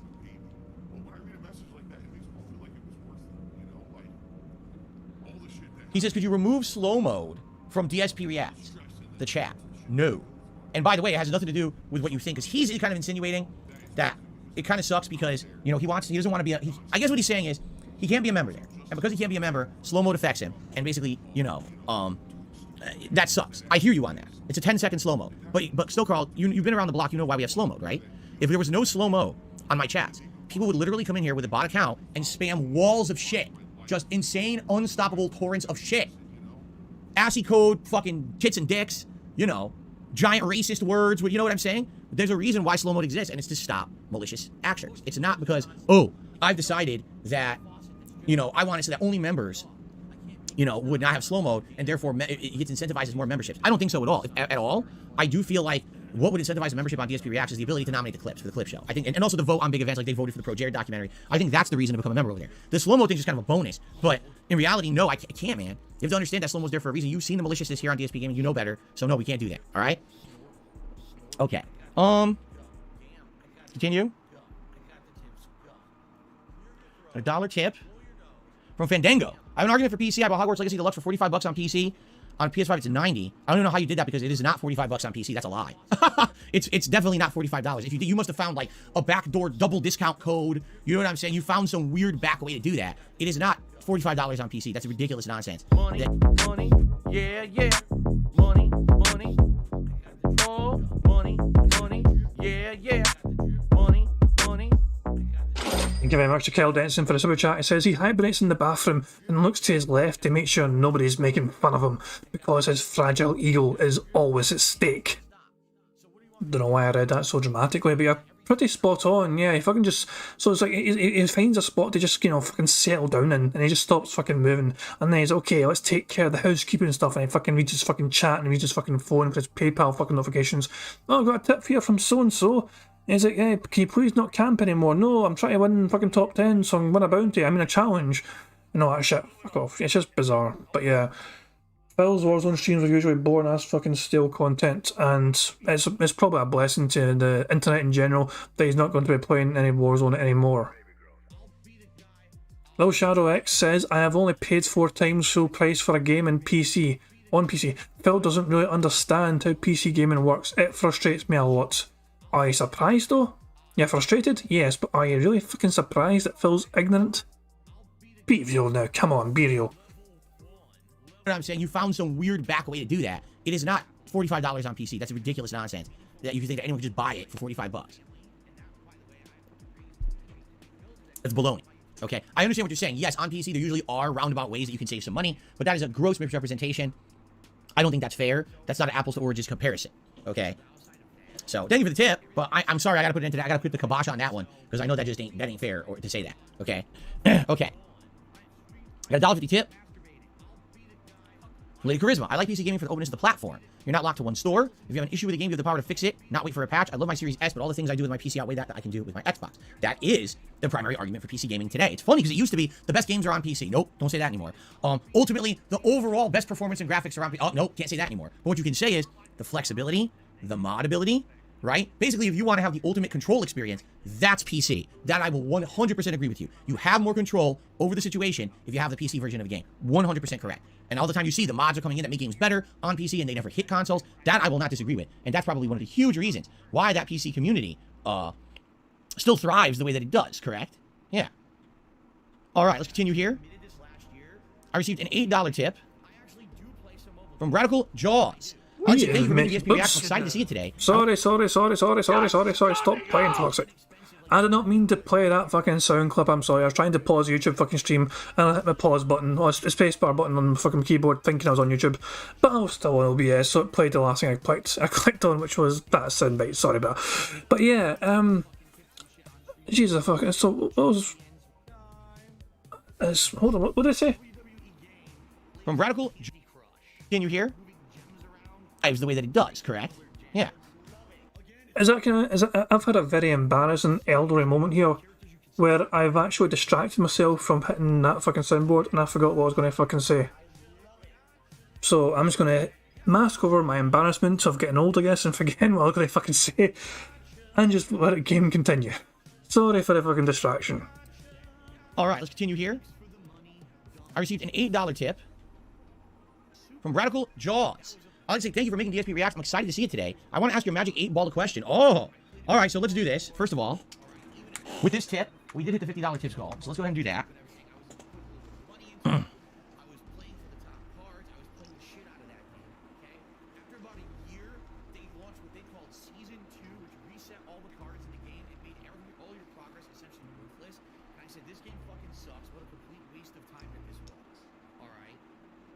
Okay. Let's do the 8-ball animation for the $8 tip. And we're going to ask you the question. What's the question? Do you think with level 5, the game company coming back to the West, we will get a Yokai Watch game in the future? Have a great day. I guess the name of the game company that makes Yokai Watch is level 5. All right, so will we get a new Yokai Watch game in the future is the question to ask the 8-ball. Let's ask it that question. Ready? All right. And the 8-ball says... By the way, I totally forgot about the 8-ball. We never even talked about it anymore. This is probably the first time we used it all month, huh? You may rely on it. The answer is yes. There will be a new Yokai Watch game. So there you go. Radical Jaws. The 8 Ball has answered, and hopefully you like that answer. All right. Actually. Now, you know, I've never played. You know, I just have to fucking point this madness out.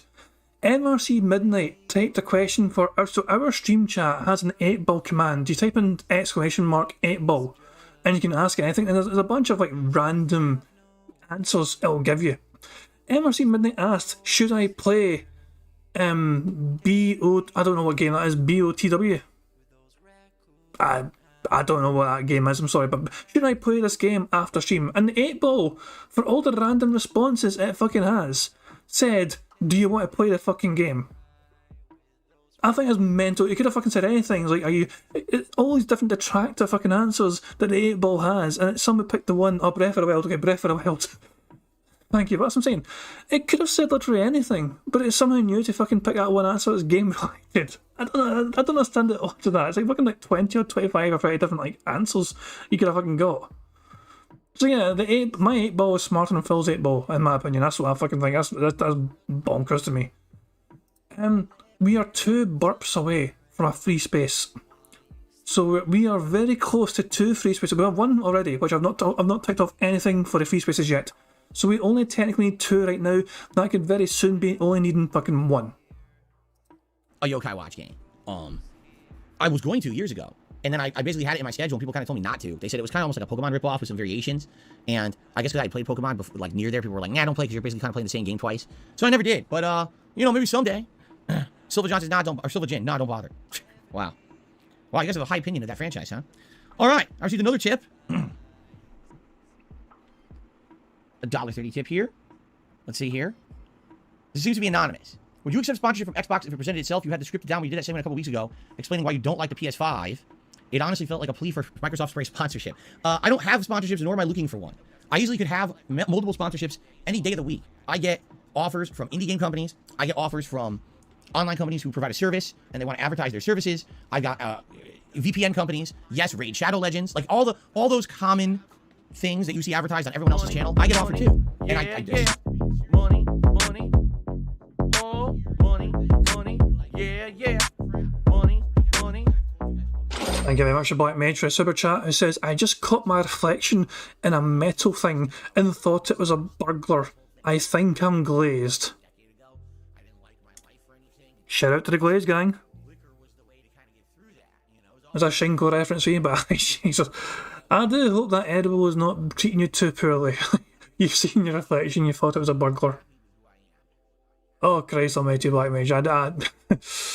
It might be time for like a cold drink to try and, I don't know, a cold drink to try and come to your senses, I don't know. Oh, MC2 Tech Review says that I missed a burp. It happened over 20 minutes ago. He tried to get my attention. I'm sorry I missed it. Sometimes it's hard to keep up. Apparently I missed a burp. I 20 minutes ago, I usually keep good track of the burps, I feel. I don't know. Valhalla Mouse is asking what hand graphs are. Hand graphs are when Phil is describing something either going up or down numerical value with his hands. Like it's something either increasing or decreasing in numerical value using his hands as a guide. That is hand graphs. So you know, fucking like if something gets more popular, he'll fucking just like shoot his hand going up the way, whoop, and fucking make a wee dumb sound effect as well. Or obviously the opposite, you know, something's actually losing popularity or money or whatever. As long as he's, you know, explaining something decreasing numerically in some sort of capacity, you know, whether it's like fucking popularity or money or whatever, he'll just fucking use his hands to demonstrate something either going up or down in that numerical value. That is hand graphs. Apparently I missed a burp, so fuck it, I'll count it, I'll put an extra, I missed a burp apparently, so I'll put it on. All those common things that you see advertised on everyone else's channel, I get all... So Cliff Poon says, it was right after you stated that you had counted it already. Oh, that one! Oh yeah, okay, in that case I didn't fucking miss it, yeah, because I already knew it, yeah, okay, I knew that one. Because, as I say, the burp happened right after I fucking paused and I went and rewound. So when it fucking happened again, I already fucking knew it happened and I already, yeah, okay, I know what it is now. I know the confusion, it is 8 burps after all, so we're 2 away from a free space for burps. I didn't miss one after all. So, okay, I know that one now, but yeah, that one I already counted and it literally just hit ready for a pause, so that's why it kind of played again because I then rewound. Because whenever I fucking pause, I usually like rewind 5-10 seconds just to make sure I don't miss anything. Valhalla Mouse says that he didn't do hand grasps. He moved his hands about, but he didn't really to me, he never really demonstrated hand grasps properly. Nah, he's like, sometimes he'll put his hands up like... It wasn't enough, basically. It was a close call. If we cannot come to a general consensus of whether something was or wasn't a thing on the card, then generally I ignore it. Usually it has to be kind of unanimous, where everyone can agree, yes, that's definitely tickable. For things like that, it's too fucking debatable. You know what I mean? Not everyone can agree on whether it was or not, so we just don't go for it. Usually you'll know when you see it though, for sure, because it's quite obvious when Phil does it. Offer too, and I just ignore them and turn them down. And then let me rewind this, because I think I missed a couple things. I get offers from indie game companies. I get offers from online companies who provide a service and they want to advertise their services. I got VPN companies. Yes, Raid Shadow Legends. Like all those common things that you see advertised on everyone else's channel, I get offered too. And I just ignore them and turn them down. Almost every day I get one now. It's probably, I'd say maybe in a given week of 7 days, I probably get at least 4 offers. Okay? No, I don't want that. Here's the thing. Could it be easy money? Yes. It's kind of like a whole deal where, could I do it? Yeah. But what it would mean is taking, I feel, and this is me, and you could disagree, because some people have disagreed with me over the years. I feel that if I turn on the Level 1 podcast, brought to you by blah blah VPN, and I have to do a 5 to 10 minute advertisement. Hey guys, did you ever want to watch all the Harry Potter movies, but for some reason they're not on HBO Max? Well, get blah blah VPN and change your world location from the United States to Eastern Europe. Because in Eastern Europe, they love Harry Potter over on HBO Max, and now you can watch all those movies. Look, I'll do it right now. And I show the demo. Oh, here it is. And blah. See what I'm saying? Like, I could easily do that. He's a fucking natural at showing shit. No. It's funny. It's never 5 minutes. 5 to 10 minutes. Are you fucking out of your goddamn mind? Most of the fucking ones I've seen are between 30 seconds and a minute. Most of the ones I've seen anyway. But it's like 30 seconds or a minute. I've never seen one that fucking lasts 5 to 10 goddamn minutes. That's a bizarre fucking thing to claim. And it have to be, by the way, the way that those guys make money is that they basically do it every video or a series of videos.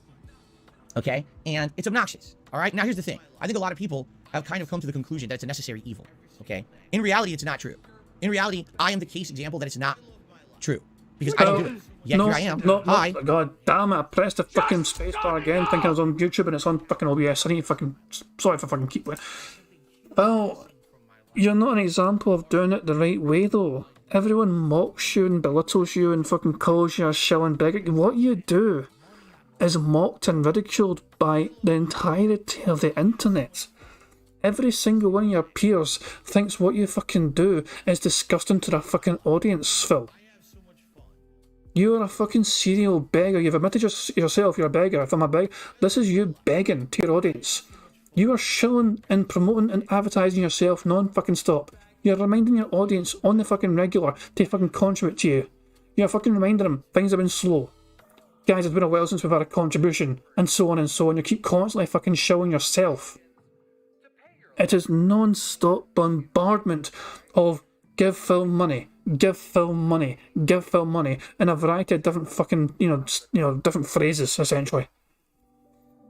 You're not the fucking example of you are an alternative, but you are the fucking scummier alternative. You're the one that people do not want to stoop to.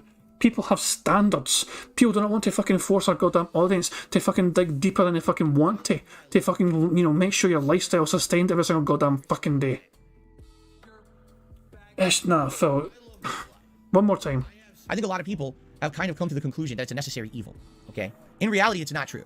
In reality, I am the case example that it's not true. Because I don't do it. Yet here I am. Hi everyone. I'm operating a business. I don't have any of that, correct? Right? Am I not operating a business right this very moment that functions? And I don't have it. I don't need it, right? So case in point, hi, I've been here for 15 years. I've been doing this full time since late 2010. I don't need it. You guys support me enough that I'm good. And you guys are, giving me opportunity to try new things with DSP Reacts. You guys support those efforts as well. You see what I'm saying? Case in point, you don't need it. But the people who are doing it, essentially, there's various different reasons.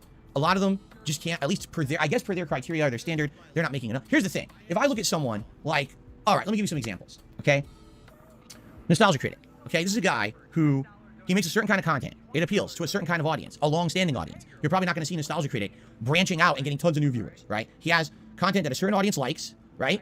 And therefore, he has a captive audience. And therefore, he needs to make money. Now, he probably makes a certain set amount of money. That's all right. But in order to actually keep that going, he has to supplement that with other income. So when you look at a guy like Nostalgia Critic, he's not growing, right? He's not. But he has a happy audience who likes what he's doing. And if he can supplement that with income and make a living, then more power to him. What gets me are the YouTubers and the streamers who are giant.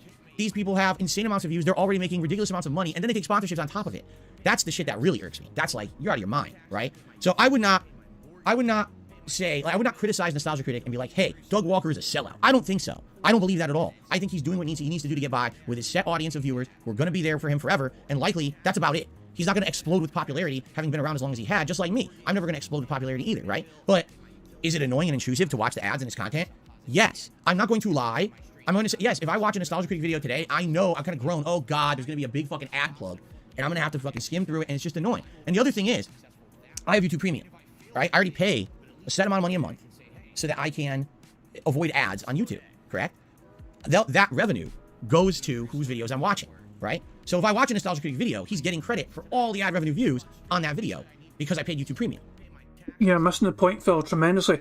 Some YouTubers don't get all their fucking videos monetized, especially if they're fucking making well-crafted, highly edited videos that they're fucking releasing maybe once or twice a month or something. They need those videos to fucking make sure they have a certain amount of income, and if those videos are going to be under threat or getting demonetized, then sponsorships are a good way to fucking bypass that problem. If a video is sponsored, they don't have to worry about whether a fucking video is going to get demonetized by the fucking YouTube algorithm. This is the freedom for, as I'm saying, sponsorships provide content creators a certain type of freedom. They fucking not have to worry if YouTube are going to demonetize their fucking well-crafted product. Phil doesn't understand this concept because he just operates in a completely different way. But now I have to watch another ad. So it's like I paid, so you get paid because I like your content, but now you're asking me to watch an ad on top of the ads I already paid to skip. I don't like that. I find that way intrusive, and it very much annoys me. Now, you can disagree. I think what's happened is a lot of people have been desensitized to this paid product placement mentality because a lot of YouTubers have done it. This is how they make a living, all right? But I am the case. I am the proof positive. You don't have to do it because I make a living not doing it. I can still make ends meet, man. You guys support my content enough. You like the ad-free, shill-free content enough. With your support, you allow me to put it out. So, you know, again, could I get those? Yes, I could. But I'm not, you know, I just don't want to. I feel like that would degrade my content and lower its quality, and I don't want to do that. My God, what is this? Dude, an insane amount of tips have come in. I guess I gotta keep going. There's all crazy tips just came in. We got a $1 tip here. I checked PC price for Hogwarts Legacy. It's selling for $40. That's incorrect. It's just not correct. Go to Steam right now and you tell me what the price is for Hogwarts Legacy. Or whatever the regular storefront is where you buy PC games, not some back-end third-party site where you're... Alright, I'll check Steam. He wants me to check Steam. I'll check my Steam. Give me a second. You guys can't see me, but I'm on Steam. Hogwarts. So I type in Hogwarts and see how much this bastard is in the UK. I could get Hogwarts right now for $49.99, but I'm in pounds sterling. My currency is British pounds, so that's not dollary-doos, the American dollar or whatever. So yeah, 50 United Kingdom pounds is Hogwarts on Steam.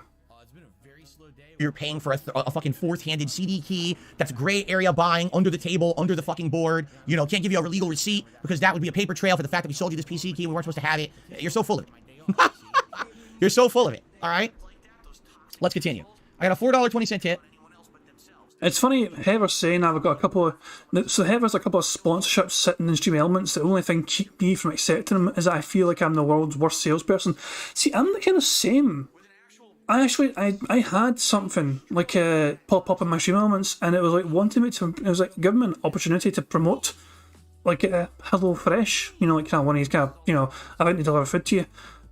I don't even think they're a company that's based in like, I don't know where they're based. I mean, it sounds, I don't know. I'd feel weird trying to shill. I don't even know. It's just bizarre. I find it so fucking bizarre to have these sort of fucking things pop up. I'm not going to shill shit, not unless I fucking feel like I want to fucking shill it. I shill the tractor usually. Check out this guy's stream, check out that guy's stream, check out this fucking video. That's generally what I fucking do. I can't see myself fucking doing actual sponsorships.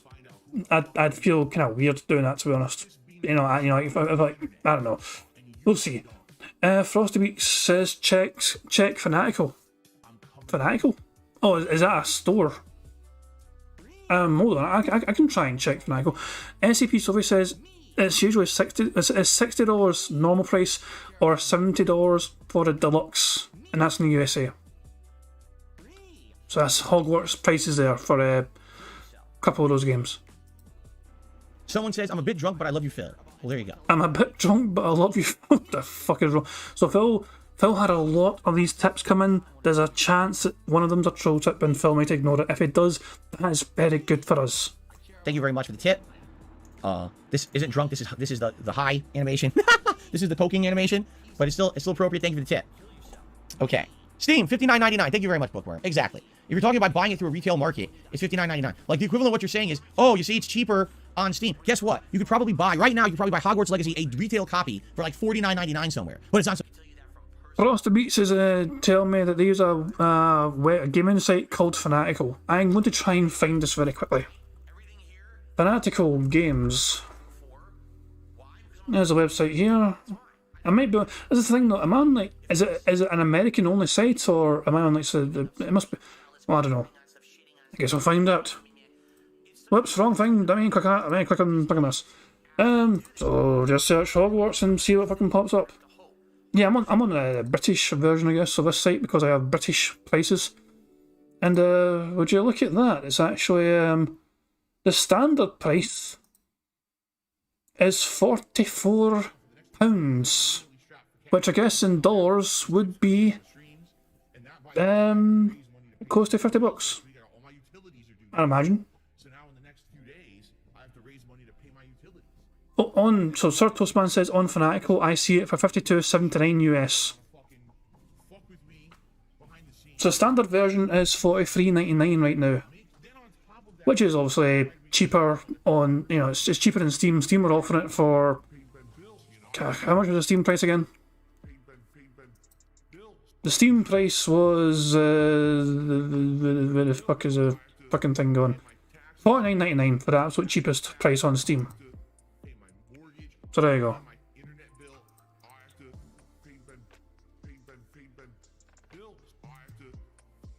Okay. So some third-party website you never heard of. You know, you have to go through underhanded means. Who knows where they even got the fucking game from?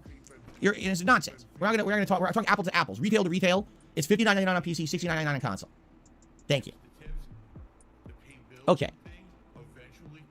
So now Fandango tipped me $1 is gonna argue with me. No, we're not arguing about the price of Hogwarts. I don't care. Thanks for the $1 tip. We're not arguing about the nonsense, okay? Again, you notice because I criticized PC today. Here we go. Here they come. They're out in droves. Oh, yo, they're out in their armor. Oh, yo, the PC Defense Force. Here they come. It never fails. It never fails. This is hilarious. It happens every time. Okay, $5 tip has come in. Oh, it's just a $5 tip, anonymous $5 tip. Thank you to whoever just did that. I appreciate that. PC Defense Force. That was not. No, that tip was not from the PC Defense Force. It's still equally funny though. Okay. Got a $1 tip here. Do you think the public's opinion of you would be more positive if you had sponsors? No, absolutely not. Because it doesn't matter what I do at this point. Public opinion is based on slander, mistruth, and bullshit. So no matter what I say or do in my content, or how I behave in my content, I'm still the devil. You get that, right? Now, the difference is those who actually have a brain and check out the content realize the stuff that's said about me is completely false, and they enjoy the content, and they stick around. The sad fact is that's like 1 in 20 people, you see? So there you go. People are much more happy to just sit in their ignorant worlds of hating on someone on the internet rather than taking 10 seconds to actually see the truth of the matter. It doesn't matter if I take sponsorships or if people support me enough or whatever. I'm still evil. No matter what I do, I'm doing it wrong. Like literally everyone else on the internet, all right, has sponsorships. The moment I got one, oh my God, I can't believe Phil did that. He's a sellout. He's a shill. Wait a minute. You just said it was okay for everyone else to do it. So I do it, but now it's bad. You want the perfect example? React content. For years, I said, guys, I don't really want to do it. I'm holding out. Personally, I'm not personally seeing the benefit in doing it. All right. I don't really get it, but you guys drilled it in. You guys wore me down. It was like I was this big stone wall, and you were the waves crashing against my ignorant, very stubborn head until finally you eroded the wall to the point where I was like, all right, we're going to try it. And I tried it, and you loved it, and I enjoyed doing it. I said, all right, as long as I feel we're doing it in a respectable manner that adds something, let's do it, okay? But now what happens? Oh, Phil's doing React content. What a hypocrite. What a horrible person. I can't believe he would do it. Wait a minute. Everyone else on the internet does it. That's okay. But the moment Phil does it, it's bad. You see what I'm saying? So that's the point. For everyone else, it's a fair game. For me, it's never enough. So I don't care. I'll do what I want. I feel like he missed the point of why we were calling him a hypocrite. I feel like he completely misses why. If Phil had never shat on the concept of React content in the past, then no, he wouldn't be a hypocrite. But the fact of the matter is, Phil has mocked every single one of his peers for adopting the React content, you know, sort of thing, for making silly faces for thumbnails, for over-the-top exaggerated reactions, for barely reacting to things they're watching, just for, you know, he's lazy. Exactly. Phil called it lazy style content. You know, if nobody has anything worth doing fucking that day, they just watch something else and make a React video to it. But he has really mocked the whole practice of React content. And now he's embracing it fully, so this is why he's a fucking hypocrite. He's not a hypocrite because he's doing React content more than everyone else is also doing it. He's a hypocrite because he has become the very thing he claimed to fucking hate in other content creators doing. He's fully embracing it, and he's doing it specifically and solely to try and make money. Which is Phil's right, isn't it? Phil's a business, he's got to fucking live. But Phil doing the very thing he claims to have fucking hated, to have fucking despised and mocked and ridiculed. We're suddenly supposed to fucking take Phil's word as fucking value. Phil is now doing meaningful React content. But Phil mocked the shit out of React content in the past. Less than a year ago, he said it was such fucking, you know, horrible, shitty, lazy sort of fucking content. And in the space of that time, his audience convinced him to fucking do it. And it doesn't matter. I'm not catering to those people. To the people who are out there who just shit on me constantly, there's absolutely no reason to care about their thoughts. They don't matter to me. They shouldn't matter to me. I just move along doing what I'm doing, enjoying what I'm doing. You guys help me with constructive criticism. I listen, I adapt. I'm trying to do that a lot more today. I mean, take a look at what I'm doing with YouTube Shorts. Take a look at what I'm doing now with React. You see what I'm saying? I'm trying to stay in line with what you guys want. Okay? So that's that. It's that simple. Now, it does. If I took sponsorships, I'd be the devil. If I don't take sponsorships, see, Phil's the devil. See? All right. I think that's about it. Let me double check. Someone took $1 says, why am I toxic? I don't know. Money, You should get checked out. yeah, yeah. Money, money. Oh, money, money. Yeah, yeah. Money, money. Thank you very much to Black Matra Super Chat. He says, I ordered McNuggets, let's go! I do hope you enjoy your McNuggets, and remember, you know, Phil doesn't like chicken McNuggets. He thinks they're fucking not very good at all, but who cares what Phil Bunnell thinks? He's a fucking hypocrite anyway, and, you know, we've seen him eat worse things on stream, so if you enjoy those nuggets, pal. You fucking go ham on those nuggets. Yeah, did you order just a 6 box or a 9 box, or did you go the full hog and order a big 20 share box all to yourself? Not gonna lie, I've done that sometimes just for me, and I don't care. Sometimes you just got, hey, 20, you're 20, that's the way to fucking go, pal. You enjoy those fucking 20. You fucking devour the hell out of those bastards, man. You fucking go ham and eating those fucking 20. Don't forget to chew. Good stuff, pal. Someone took $1 says, why am I toxic? I don't know. If you should get you checked out, go see a doctor. If you have toxic levels in your body, you should probably, you know, have a professional look at that. Because if you don't, you might end up in the hospital. And you don't want that because hospital bills are fucking crazy, even if you have insurance. Okay. Excuse me, I got another $1 tip here. Here we go again. PC defense. I'm just gonna ignore it. See, what it is, people want to pick a fight. The PC crew want to pick a fight constantly, right? That is not a troll tip. I know people are going to think Phil's ignore. That is not a troll tip. Someone is just fucking tipping, trying to fucking justify. When Phil ignores a troll tip, it's somebody legitimately trying to troll him, and he calls a fucking troll tip. Someone's just trying to make a. Phil's choosing to ignore his tip not because it's a troll, it's because they're fucking talking about gaming and PC and trying to fucking justify that Phil's wrong. So to me, I don't consider that a troll tip. Look, listen to Phil's wording here. See, what it is, people want to pick a fight. Listen to Phil's wording here. Okay. It's not a Another troll. $1 tip here. Here we go again. PC defense. I'm just gonna ignore it. Someone's defending PC gaming. It is not him ignoring a troll tip. It's him ignoring a fucking subject which he is exhausted in trying to discuss. So I cannot justify taking that because it is not a troll tip. See, what it is, people want to pick a fight. The PC crew want to pick a fight constantly, right? You know, they just want to constantly pick fights with everyone. It's like, why are you picking fights? Whatever. I'm not a fighting guy anymore. I just want to have a good time on my stream and not start getting into a slap fight with people over the internet talking about who has the biggest ASCII code penis. I don't think it really matters in 2023. ASCII code. All right. So, I think that's it. That was a lot. Thank you for the tips. What a start. What, incidentally, how do we end on 69? You figured that one out. Let's see here. Oh, here we go. Go ahead and block this idiot. And, I think we're good, right? We're good? Oh, wait, I didn't put 672 on the leaderboard here for a super chat. I forgot to do that, so let's do that. Here we go. Oh, come on. Stop sending dollar tips at this point. I gotta end the show. We have to get to DSP versus the internet. You keep sending me dollar tips, we'll never get over there. Don't you want to see me react to stupid shit? Money, money, yeah, yeah. Money, money, oh, money, money, yeah, yeah. Money, money. Thank you very much to Methbear for tipping, who says, so his mostly male fans splashing him with their fluids got him excited for React content. That's a very mental image. Also, Methbear says, I used to solo the 50 McNuggets for $10 deal. That's a... wow. I do wish that sort of deal existed in the UK. I do wish that fucking sort of thing existed in the UK. 50 nuggets for $10. I mean, if that thing existed in Scotland, I would have destroyed that bastard. I would have put McDonald's at a fucking business in Scotland if that thing existed, man. Jesus Christ. People, no, Phil leaned somebody in his chat. That wasn't a troll tip, Phil leaned. Somebody in Phil's chat was saying shit and Phil leaned the guy. And as far as I'm aware, this was not a tip that Phil was banning here. He was just actually, this is a leaning ban and not Phil ignoring a troll tip. This right here. Yeah. Thank you very much, by the way, for the tip, Methbear. And also, fuck you for the horrible mental image of Phil's fans splashing him with their fluids. Nasty. Oh, come on. Stop sending dollar tips at this point. I gotta end the show. We have to get to DSP versus the internet. You keep sending me dollar tips, we'll never get over there. Don't you want to see me react to stupid shit? Oh my god, stop it. People keep sending dollar tips. Oh my god. I'm not... Okay, the show's over. All right, we're out of time for today. Thank you to anonymous dollar tipper and... Thank you to another anonymous dollar tipper. This person says, thanks for the laughs. You're welcome. The show is over. We have to get to the other show. We can't not do it. People keep sending me dollar tips, all right? So thank you all. Thank you all for a great podcast. I hope that you guys enjoyed it.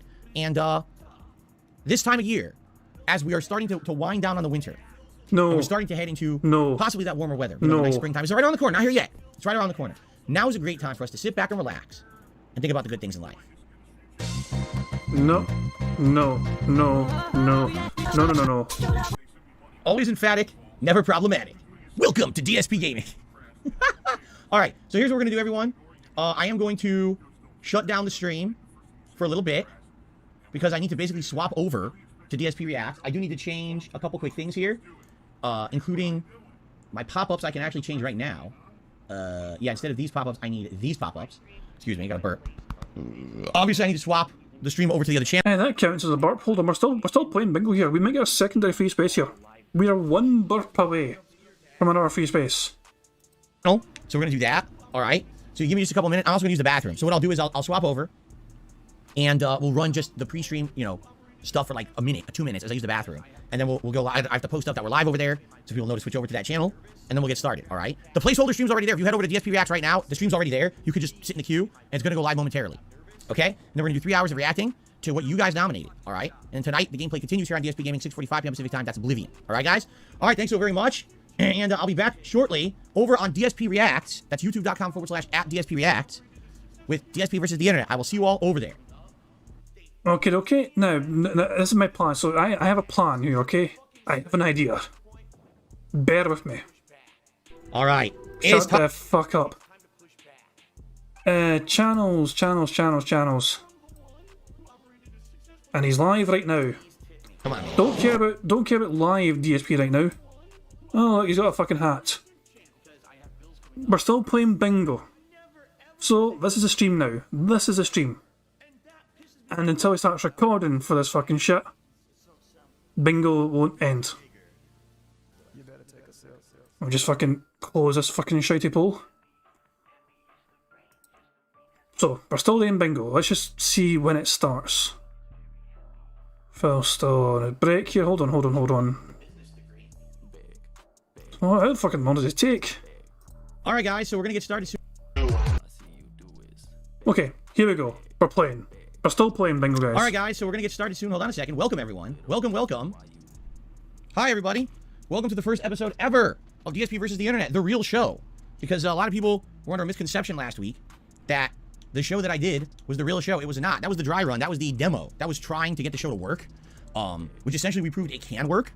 but that's not necessarily exactly how the show is going to be running. In fact, what I'd like to do, hold on, before we begin here today, is I would like to basically run down the premise of the show and explain everything. Now, before we do that, I want to do some tests because I haven't done a stream on this channel since Sunday. It's now Friday. So obviously what I want to do here, Derek, as I see you'll be a little late, that's fine. I'll see you in a little bit. I want to do some tests to see if everything's working. All right? Okay. So first of all, let's do a quick demo and see if this works. Everyone ready? This is a test. This is not real. It appears it's working, okay? Wow. That's good. And that means that if a super chat, a super sticker, a membership, a gifted membership comes in, those pop-ups should be automatic. If anyone tips during the course of this stream, I'll do your manual shout out and pop up. Just like on it's the same as DSP Gaming, same premise. Only difference here is that, you know, it's on another channel. I had to set it up a little differently, but it's still working. Okay, so that's good. Wow. Big fucking Very deal. good. So here's what we're gonna do. I'm gonna do a little bit of an intro to explain what we're doing, the premise of how it's going to work, and all of that. And then we're gonna react to content for literally like 3+ hours. All right. It should be fun. So let's just do it. Shall we get started? I'll start recording and we'll get started with the show. I'm actually gonna up the volume a little bit here because the volume was lower because I didn't call it last night. This should make it better. You should hear better now. Bastard is about to end. Excuse me. Okay, are we ready to start? Lil Shadow X is asking is he not breaking terms of service with Stream Elements because he is avoiding a ban. Somebody actually tweeted Stream Elements about that, and as far as I'm aware, they know about it, but I don't know if anything will come of it. See you later, Heather's got to go, so cheerio now, Heather. We're almost finished anyway, we're about to fucking finish, you know what I mean, so you're not going to miss too much. But yeah, catch you later. Let's start, here we go. Hello everyone! And then the Bingo's dead. Bingo's over right fucking there, so there you fucking go. We have one free space, we're one burp away from a secondary free space, but still it wouldn't have mattered because there still would have been one away had we got that secondary free space. As it is, we have one free space to use. I'm going to use it on the bottom corner because it gives us a double bingo with the diagonal line and the vertical line. So we were too shy from a full house. Phil did not say addition.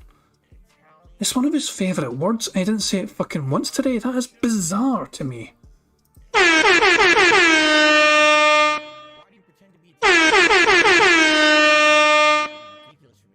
There we fucking go. So, good stuff indeed. Money, yeah, yeah. Money, money.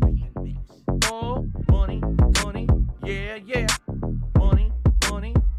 Thank you very much to Black Mage for super chat. It says, if last time was a dry run, that didn't count. Why did they have to pay to submit videos last show? Also, Nuggies are here and Slurpee, thanks. So, yeah. First of all, it's a very good fucking point. His audience still had to fucking pay Phil to fucking react to fucking shit for that pilot dry run show, as far as I'm aware.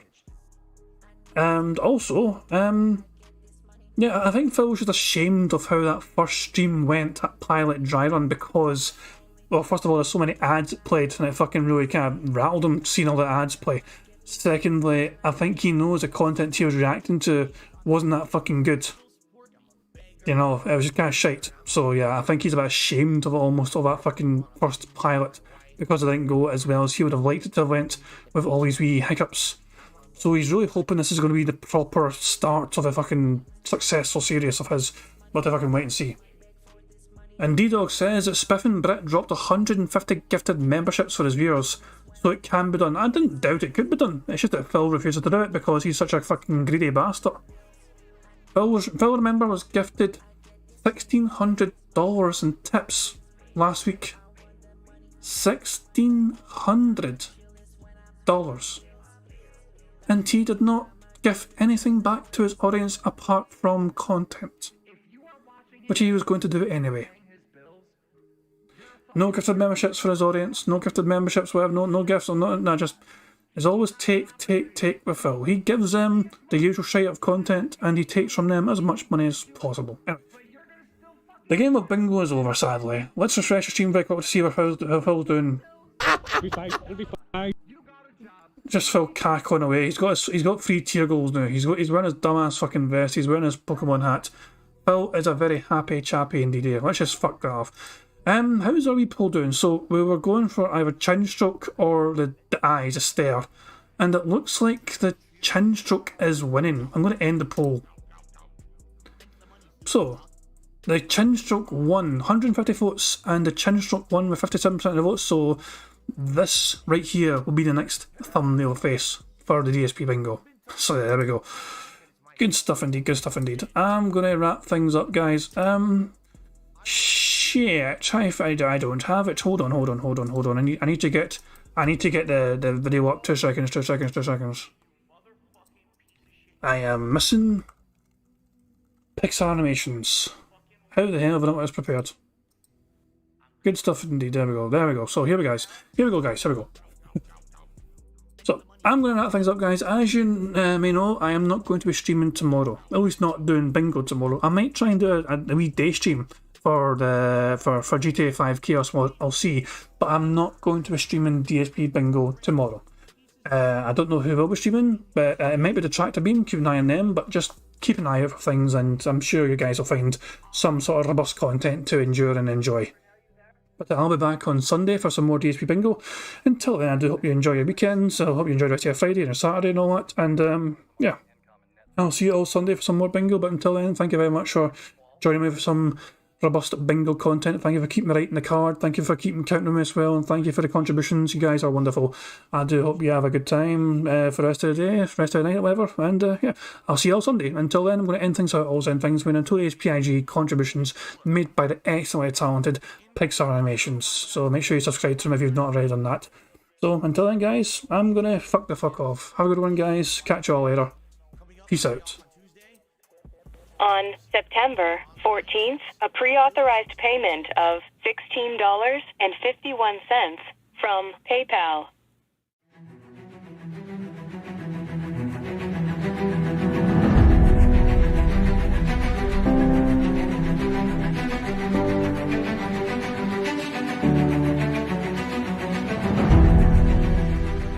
All right, Luna Mills has tipped me $1.30. It says, "I'm back. What's your favorite type of shower?" When you're showered in money, when you go outside and all of a sudden greenbacks start falling from the sky and you raise your face up, you're like, oh, you start dancing, you go, oh, money, money, yeah, yeah. All right, I don't know what the hell you're talking about, but thank you for the first tip of the day.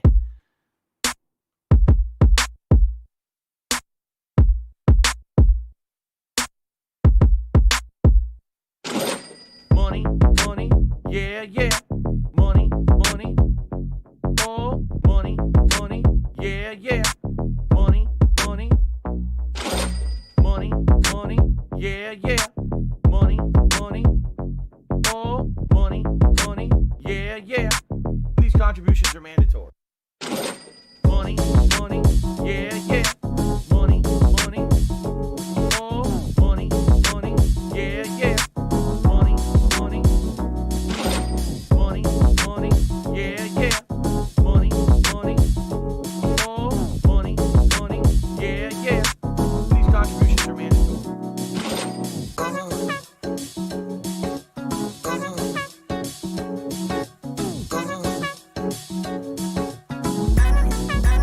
Show me the money.